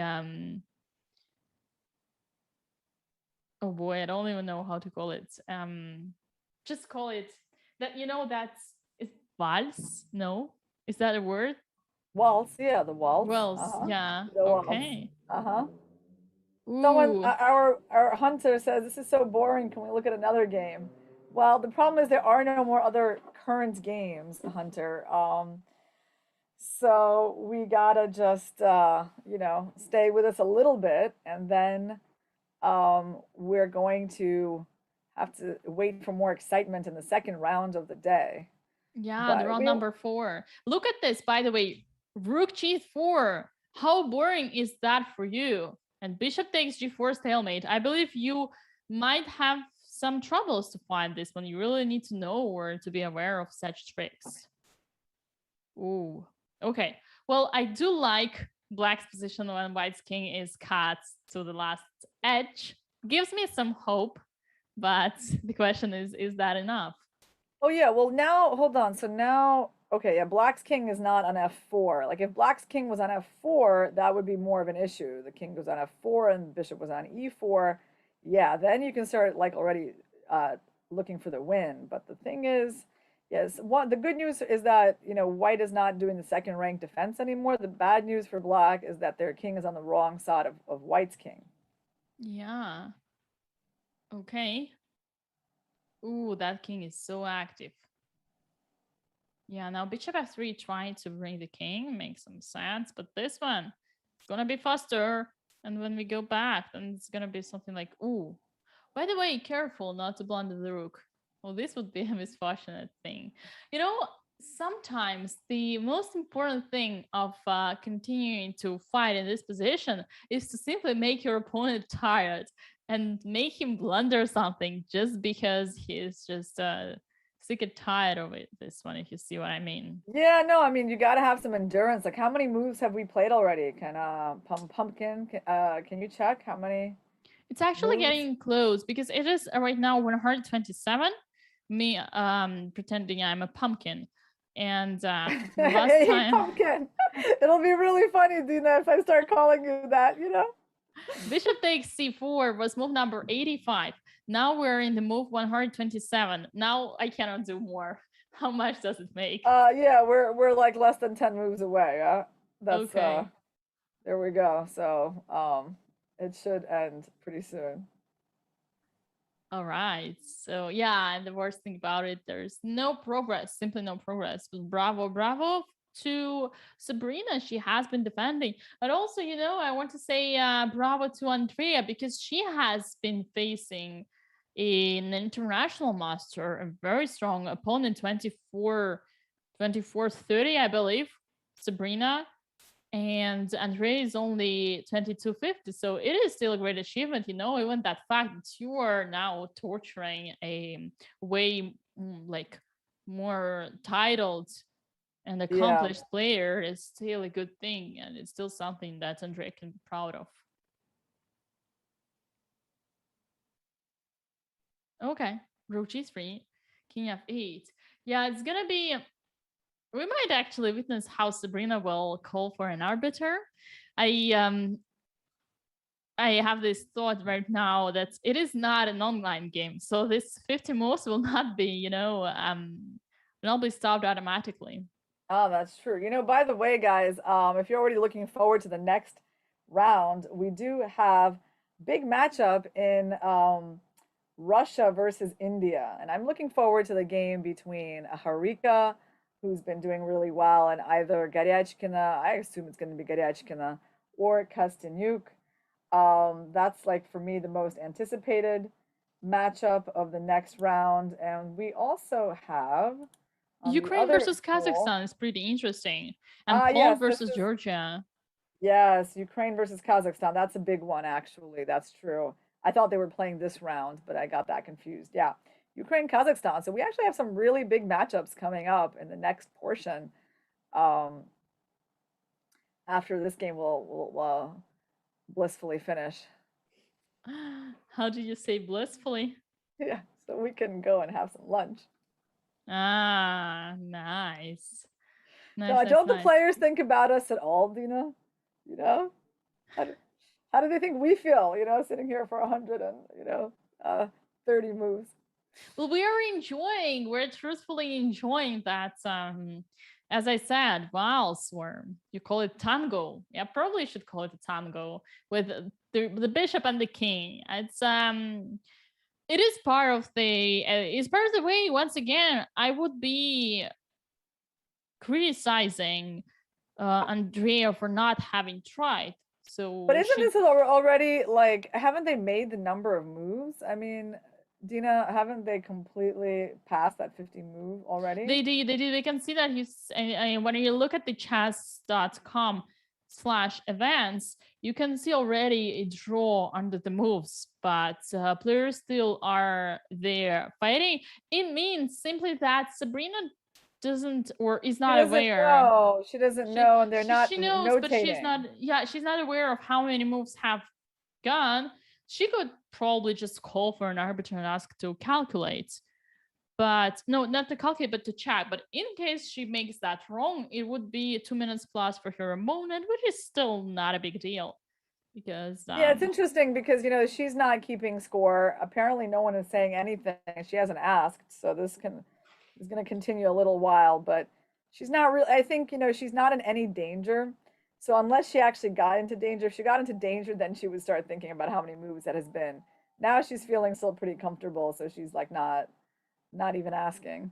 yeah, that is correct. In fact, um, arbiters can interfere only after 75 moves, not 50.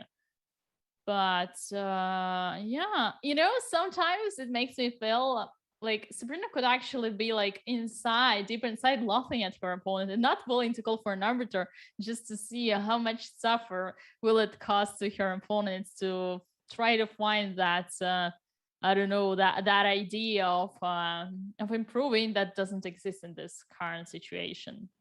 Yeah, and she's built up a lot of time actually. She's played really fast, and I think very good. She's got like 4 minutes now. She used to have like, probably 20 seconds. Yeah. Also, one interesting thing I wanted to point out now that we are here, For those who don't know, Andrea Novotelescu is actually a streamer as well herself, and she does stream not only in French but sometimes in English. Do not hesitate to go check out her Twitch channel. I believe it is Andirect.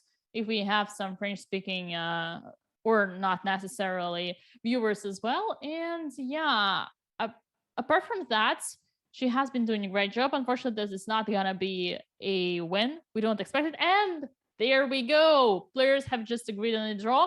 That means that France lost their match to Spain with a minimum score 2.5 for Spain and 1.5 for France. And yeah, here we are. The round 3 has just finished. So we will be back for the round 4, which is going to be even more exciting in somewhere like 45 minutes. Yeah. So do not go anywhere. It's going to be even more exciting because we will be witnessing Russia versus India. I am really, really looking forward for this one.